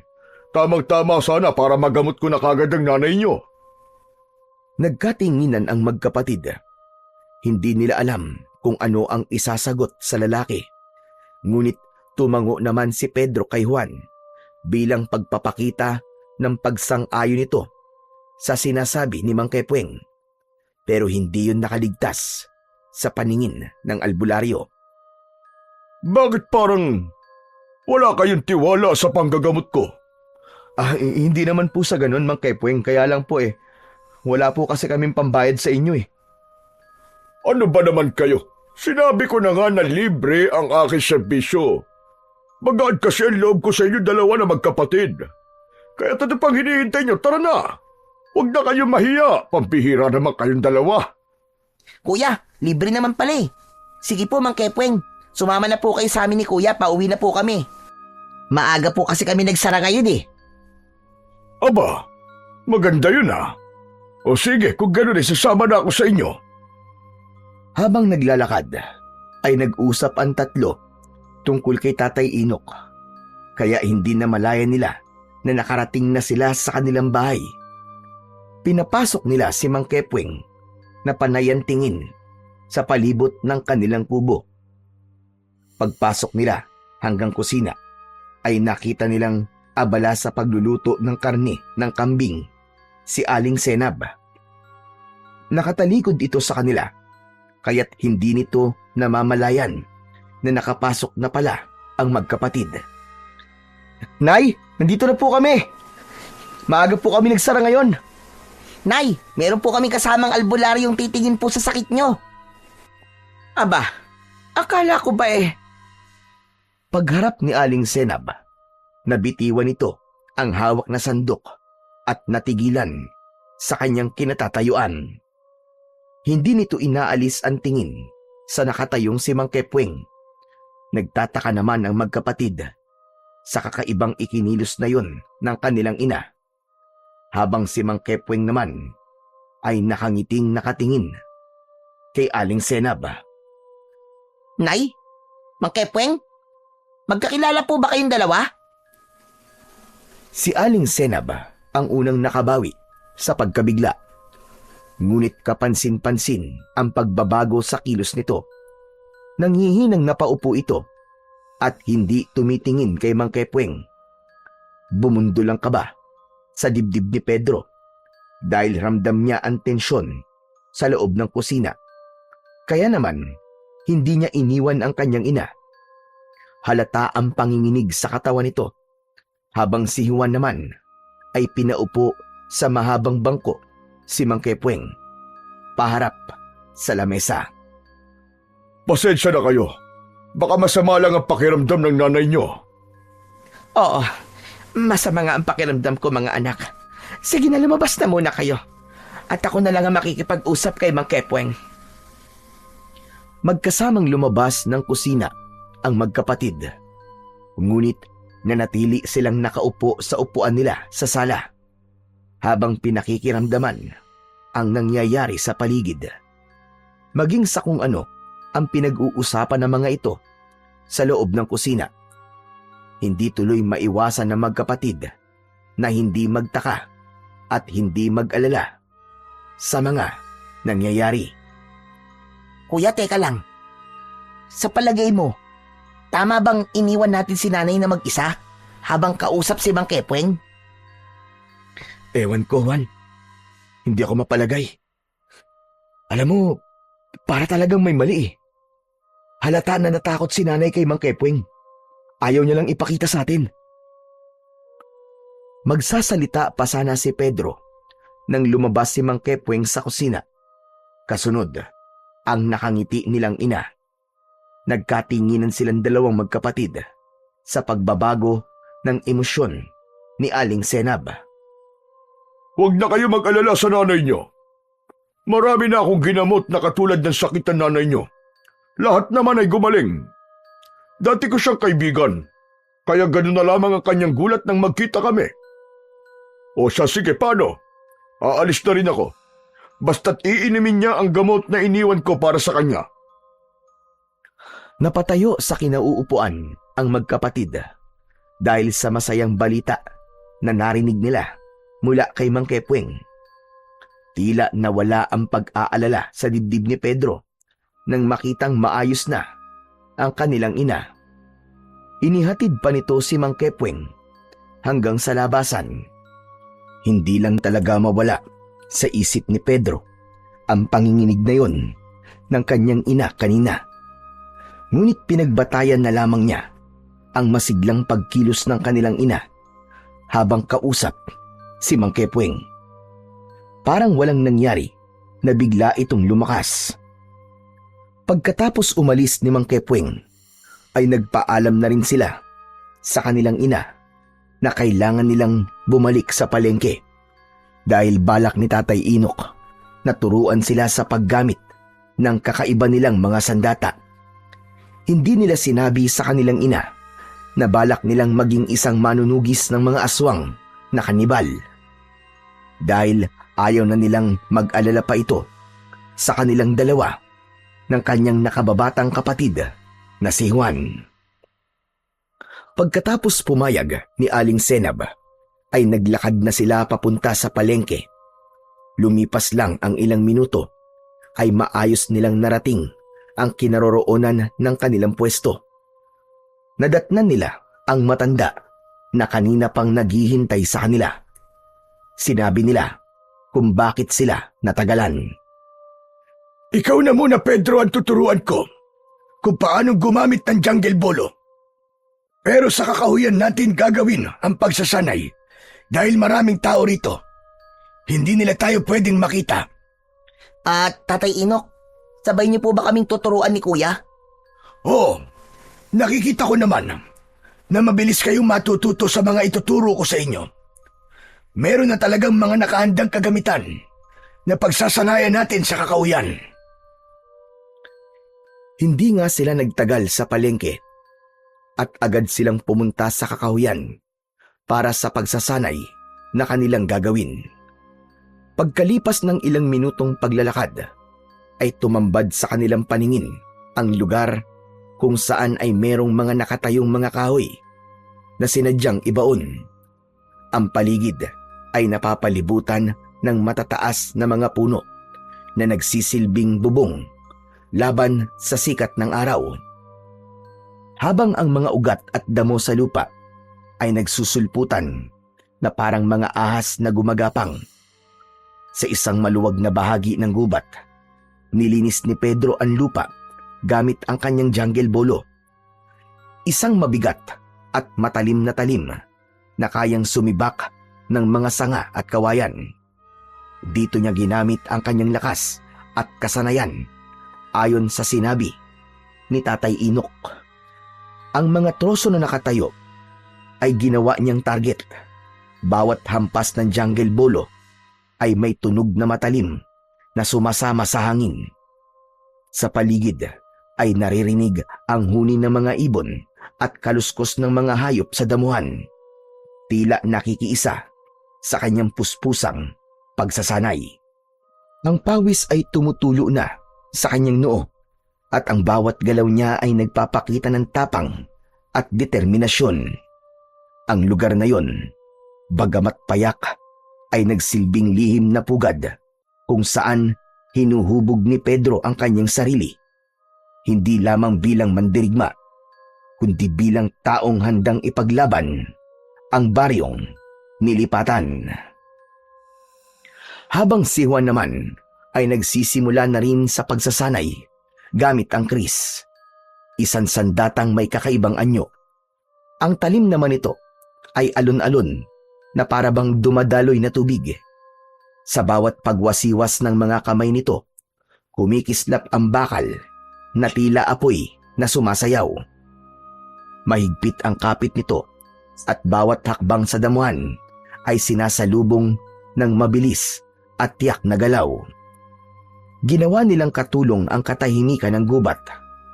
Ang tunog ng pagbugso ng hangin at huni ng mga ibon ay naging musika sa kanilang pag-iensayo. Ang bawat hampas, bawat salag at bawat saksak ng kris ay hindi lamang pagpapatalas ng kakayahan, kundi isang ritual ng disiplina at lakas ng loob para kay Juan. Sumasabay ang dikta o utos ni Tatay Inok sa magkapatid. Tuluyang nagpamalas ng husay ang magkapatid nang matutunan nila ang itinuro ni Tatay Inok. Ngunit habang nag-iensayo ay bigla silang sinalakay ng mga kalalakian na nakabahag at may mga pana sa likod.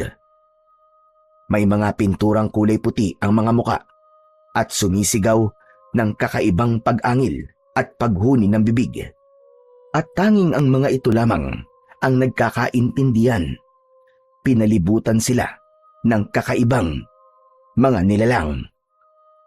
Hindi kayo. Sila ang mga kanibal sa umaga at aswang sa gabi. Magagamit na ninyo ngayon ang mga natutunan ninyo.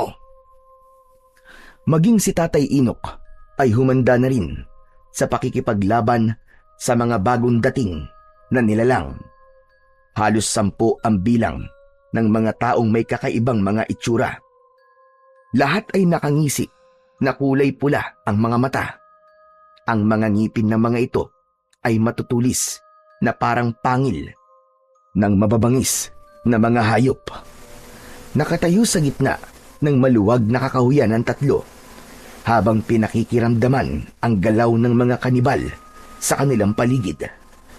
Tangan-tangan ang kanilang mga sandata laban sa mga pana ng kalaban. Mabilis ang tibok ng puso ni Pedro ng mga sandaling yon. Dahil yon ang unang beses na laban na gaganapan nilang dalawa ni Juan. Sa kaliwang tabi ay si Juan. Mahigpit ang hawak nito sa kris, handa sa bawat pag-atake ng mga kalaban. Mag-iingat kayo magkapatid. Talasan niyo ang inyong pakiramdam. Kayo rin po, Tatay Inok. Sa tingin ko po, kanina pa po nila tayo pinapanood sa pagsasanay. Kuya, wag na muna kayo magsalita. Para kasing nagbabalik na silang umatake. Tignan nyo. Hindi nga nagkamali si Juan sa sinabi nito. Unang sumugod ang 3 kanibal. Mabilis na parang mga hayop na gutom na gutom.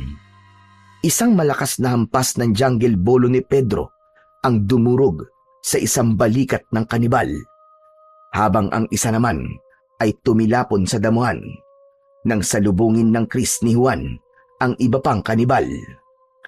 Lumipad ang mga palaso mula sa kanilang mga kalaban. Matagumpay naman na naiwasan yun ng magkapatid. Para silang hangin na nakikipagsabayan sa mga pag-atake ng mga kanibal na takam sa kanilang mga dugo at laman. Bawat sugat na tinatamo ng magkapatid ay nagdudulot ng pagka-agresibo sa mga kanibal na walang tigil sa pag-atake. Juan, puntiryahin mo kanilang leg. Ikaw naman, Pedro, salagin mo ang lumilipad nilang palaso gamit ang iyong bolo. Pero, Tatay Inok, kahit malapitan ang pag-atake ng mga kanibal, ay hindi nakaubra ang mga yun sa bilis ni Pedro. Para bang naging malakidlat na sa pagkilos ang binata. Yun ang kapangyarihang hatid ng sandata sa magkapatid.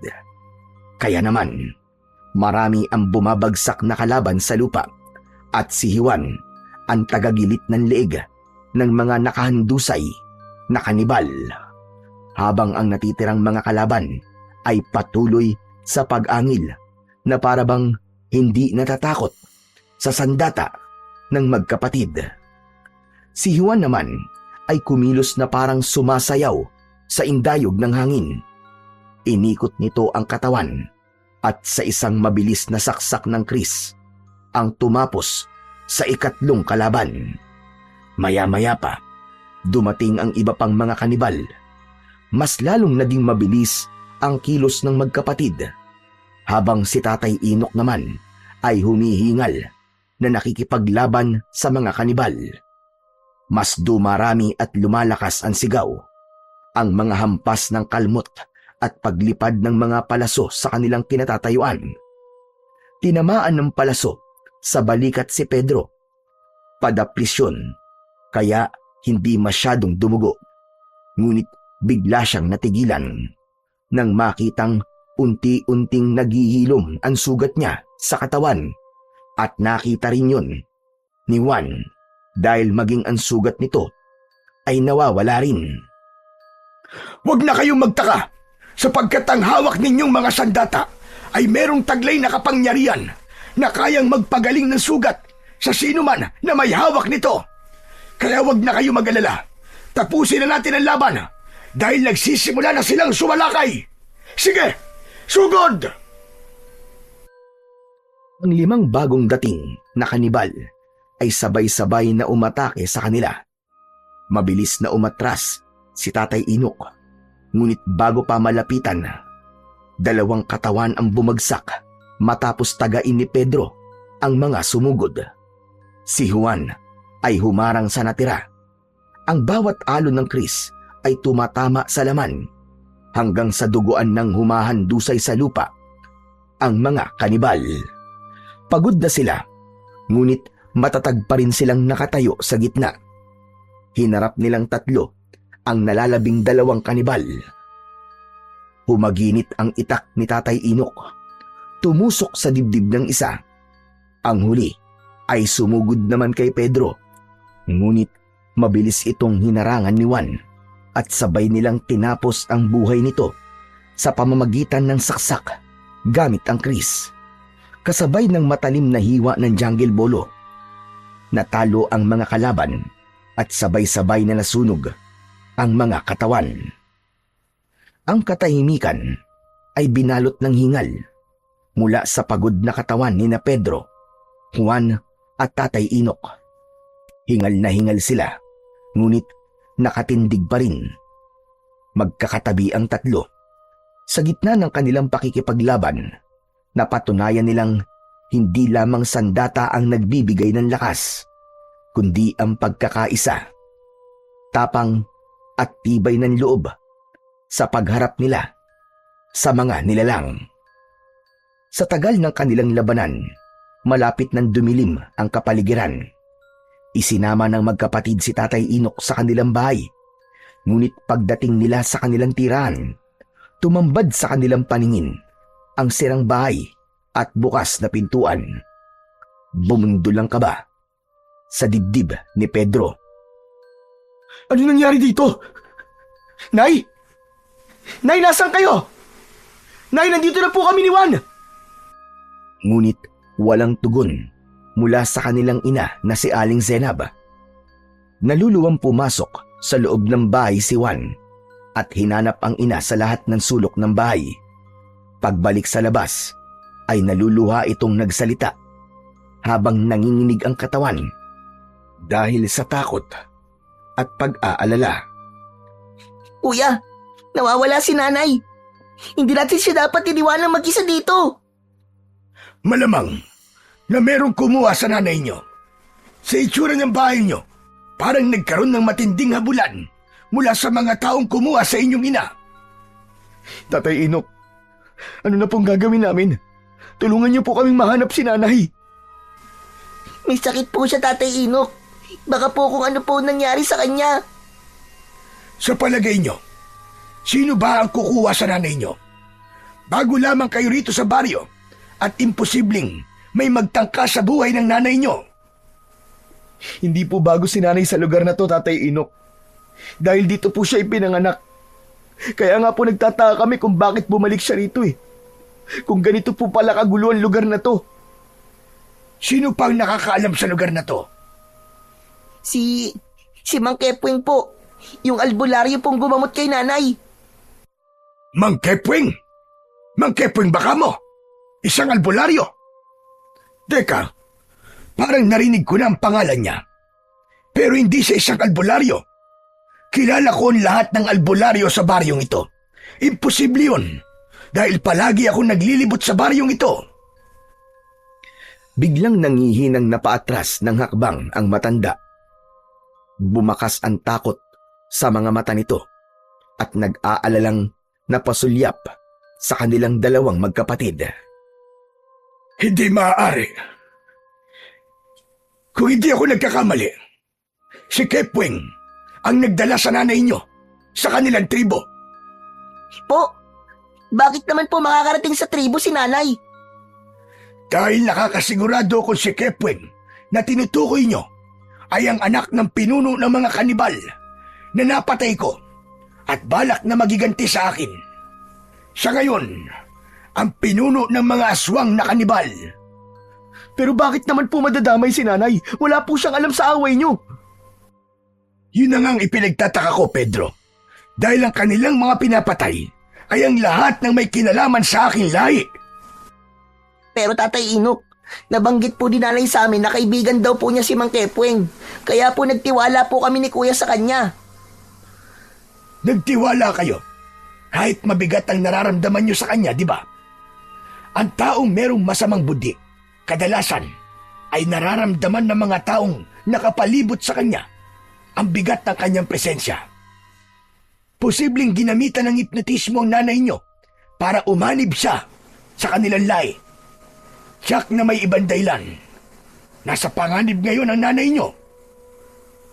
Kuya, Tatay Inok, kailangan po nating hanapin ang kinaroroonan ng kanilang tribo. Hindi po kami maaaring manatili rito nang hindi naililigtas ang nanay namin. Kapat na po siguro mga natutunan namin pagdating po sa pakikipaglaban, Tatay Inok. Pagkatapos po namin marinig na nasa panganib po ang nanay namin, hindi po kami mapapalagay dito. Sige, tutulungan ko kayo. Sa palagay ko ay kasalanan ko rin kung bakit nadamay kayo magkapatid. Marahil ay iniisip nilang mga apo ko kayo, kaya kinuha nilang nanay nyo. Sa gabi sila magsasagawa ng ritual kapag merong bagong sapi sa kanilang pangkat. Kaya habang hindi pa dumidilim ang paligid, ay hahanapin natin kung nasaan sila nagtatago. Simulan na po natin ang paghahanap sa kanila, Tatay Inok. Nagmamadaling kumilos ang tatlo sa paghahanap sa kuta ng mga kanibal. Binalot ng pag-aalala ang dibdib ni Pedro, ganun din si Juan. Hanggang inabutan na sila ng pagdilim sa daan. Tanging tanglaw lamang nila ay ang maliwanag na sikat ng bilog na buwan. Tahimik na naglakad sina Tatay Inok, Pedro at Juan sa pusod ng kagubatan. Ang kanilang mga yapak ay halos hindi marinig sa makapal na damo. Ngunit ang kanilang mga mata ay malikot na parabang alerto sa bawat galaw ng paligid. Maingat nilang sinusuyod ang bawat sulok ng gubat. Sa kanilang mga puso ay iisa lamang ang layunin. Hanapin ang tribo ng mga aswang para iligtas ang kanilang ina na si Aling Zenab. At nang matuldukan na ang matagal ng paghasik ng lagim at takot sa kanilang baryo, maya-maya pa ay unti-unting nagbabago ang klima ng paligid. Ang mga puno ay nagmistulang kublihan at ang hanging pumapaloob ay mabigat. Amoy ng nabubulok na laman at dugo ng tao ang umalingasaw sa buong paligid. Nararamdaman kong malapit na tayo sa kanilang tribo. Kaya humanda na kayong dalawa. Mahinang bulong ni Tatay Inok sa magkapatid habang ang mga mata ay kumikislap sa dilim. Narinig nila ang alingaw ng mga nakakatakot na halakhak mula sa di kalayuan. Ang tunog ay hindi pangkaraniwan. Malalim, gutom, at punong-puno ng kasamaan.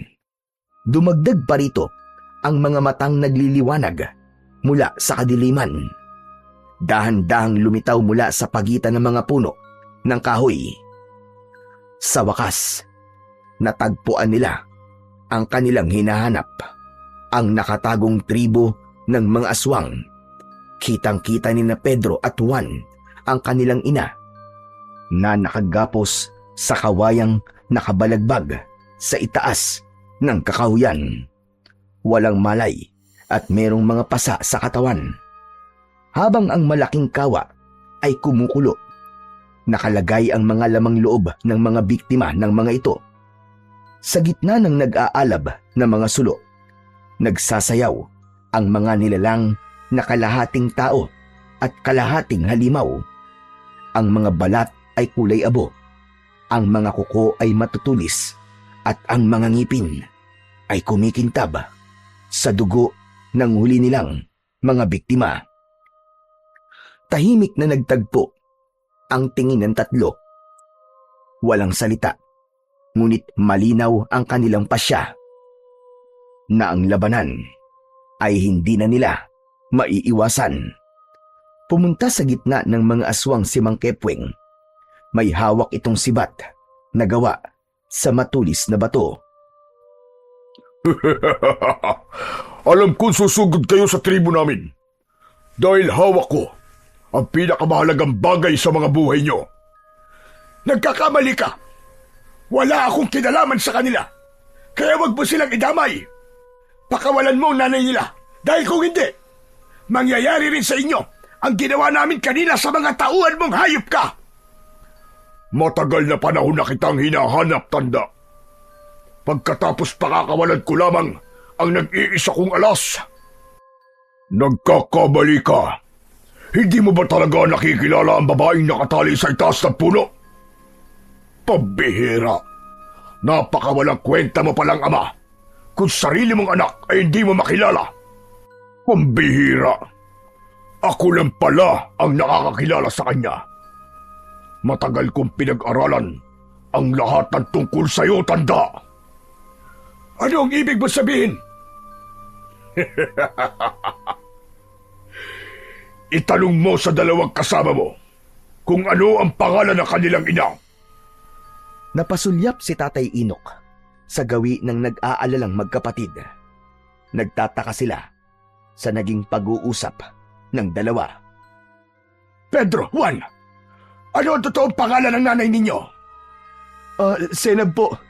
Senab po ang pangalan ng nanay namin, Tatay Inok. Bigla, bumagsak sa lupa si Tatay Inok sa labis na pagkabigla. Nanginginig ang katawan nito at takot na napatingin sa gawi ni Aling Zenab. Habang wala pa rin itong malay na nakagapos ang mga kamay at paa habang nakasabit sa puno. Tatay Inok, ano po nangyayari? Hindi ko po maintindihan. Lumakas ang alingaw-ngaw ng tawa ni Mang Kepweng sa nakitang reaksyon ng matanda. Ang hina talaga ng mga ulo nyo. Anak ni Tatay Inok ang nanay nyo. Si Senab, ang bunsong anak ni Tatay Inok, na tinangay ng malakas na agos ng tubig habang tumatawid sila sa ilog para tumakas. Ang nakakuha sa kanya ay ang kaibigan rin niya na si Lento, na napatay ko rin dahil natuntun ko kayo sa baryo nyo. At sa dinami-rami ng paglilipatan nyo, dito pa talaga sa lugar kung saan nagsimula ang lahat. Tatay Inok, totoo po ba sinasabi ng halimaw na yan? Oo, Juan. Totoo. Mga apo ko kayo. Anak ko si Senab. Naluluwang bumaling ng tingin si Pedro sa gawi ni Mang Kepweng. Pakawalan mo nanay namin, Mang Kepweng! Kung ikaw ang pumatay sa tatay namin, dapat kang magbayad. Buhay ang kinuha mo. Kaya buhay rin ang magiging kapalit. Kaya nga ako naniningil sa inyo. Dahil buhay ang inutang ng magaling na manunugis niyong lolo. Nagpalit pa ng pangalan ng hayop. Akala niya siguro ay makakapagtago siya sa akin ng habang buhay. Hindi niya akalain na sa pagpalit niya ng pangalan, hindi kagad siya makikilala ng kanyang anak. Pinahirapan niya si Zenab sa paghahanap sa kanya.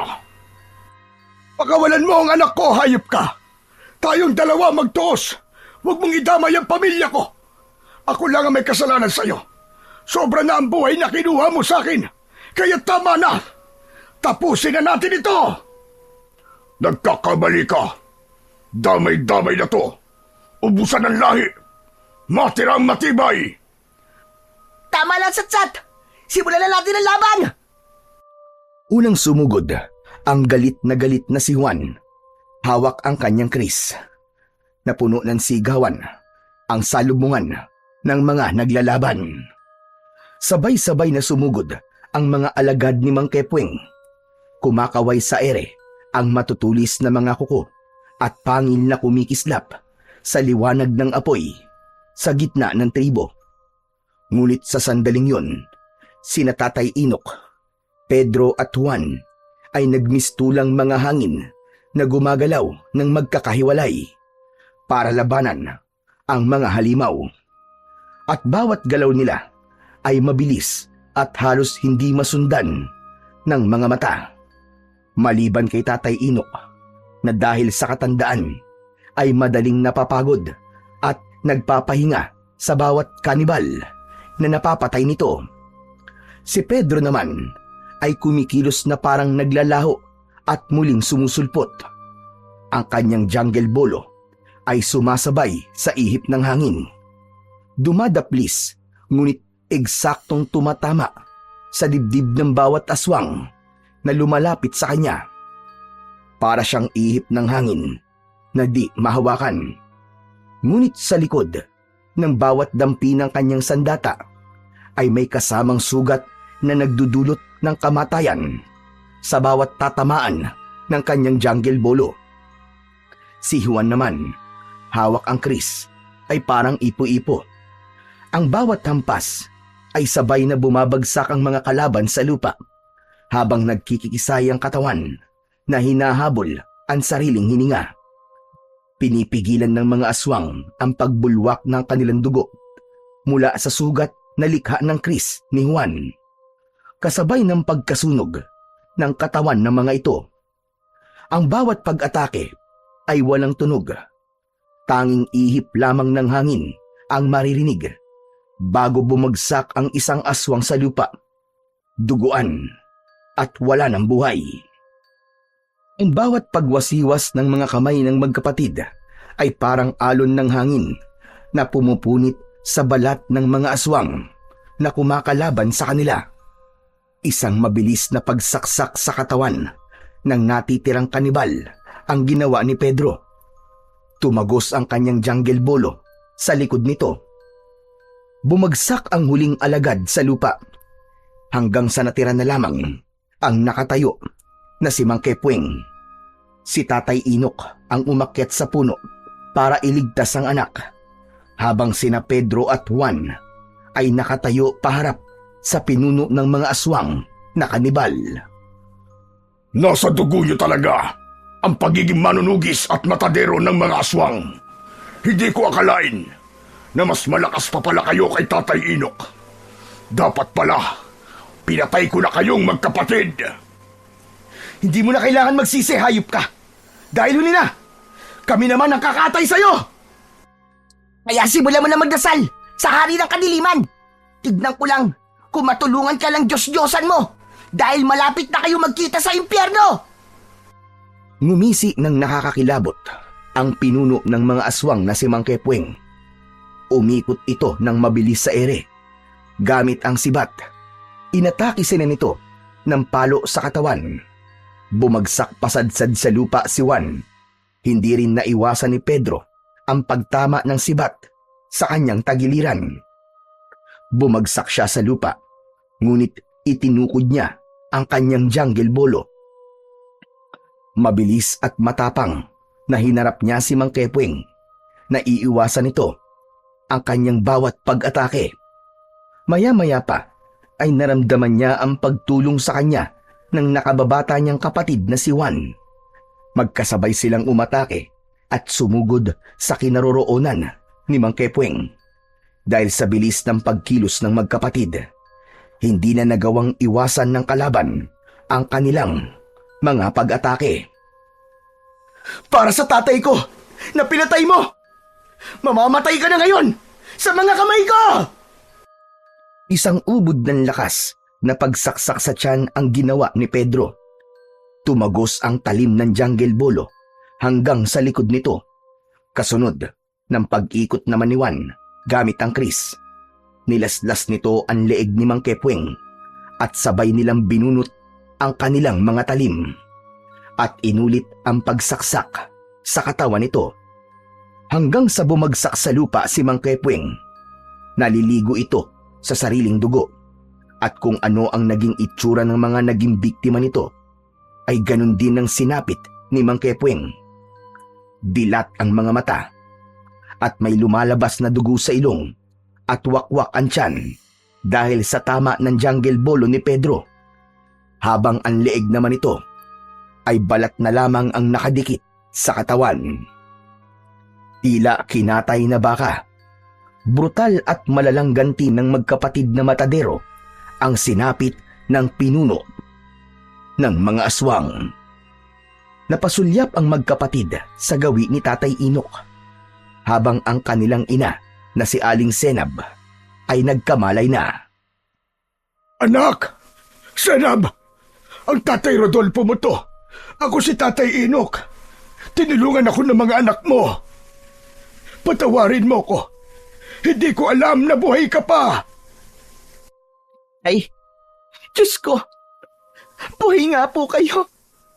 Salamat sa Diyos! Nahanap mo ko! Oo, anak.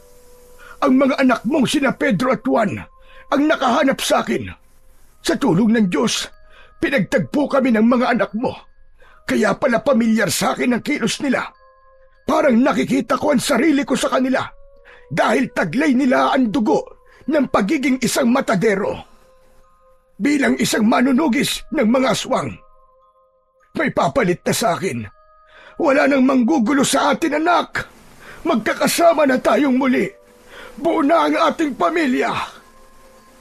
Tay, ang akala ko po talaga, hindi na tayo magkikita pa.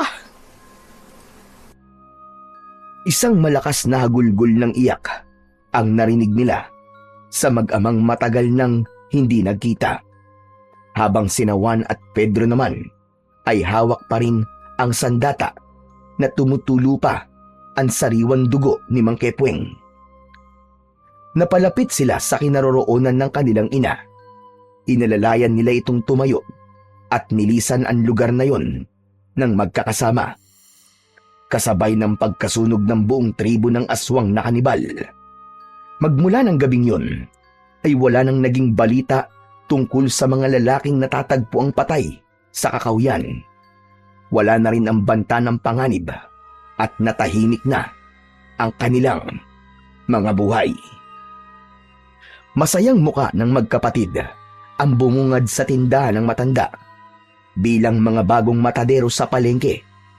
Araw-araw na pinapanood ng mga tao ang pagpapakitang gilas ng magkapatid. Palaging ubos ang kanilang panindang karne. Hindi nagtagal ay nakahanap si Tatay Inok ng albularyong titingin sa sakit ni Aling Zenab. At dahil sa matyagang gamutan, gumaling ang kanilang ina sa sakit nito.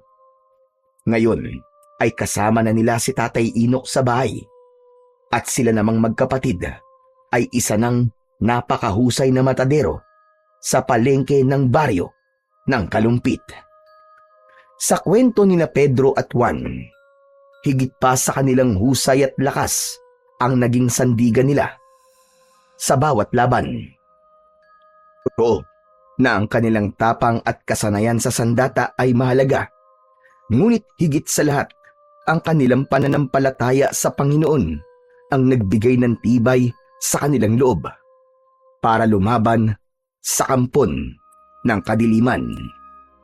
Sa gitna ng dilim ng kagubatan at panganib na dala ng mga aswang, hindi sila nawalan ng pag-asa sapagkat naniniwala silang kasama nila palagi ang Panginoon. Ang tao ay maaaring malakas at biyasa, ngunit kung wala silang tiwala sa Diyos, ang kanilang puso ay madaling panghinaan. Si Pedro at Juan ay nagtagumpay hindi lamang dahil sa kanilang sariling lakas, kundi dahil naniwala silang hindi sila nag-iisa, na sa bawat hampas ng kanilang mga sandata, ang Diyos ang gumagabay sa kanila. Ipinakita nila na ang pagmamahalan ng isang magkapatid ay palaging magkasama sa hirap at ginhawa. Dahil sa ating sariling buhay, hindi man natin kahaharapin ang mga kanibal o aswang, haharapin naman natin ang iba't ibang klase ng pagsubok na susukat sa ating katatagan. Kaya piliing maging mabuting tao upang ang kaparusahan ay hindi natin sapitin sa kamay ng may likha sa atin.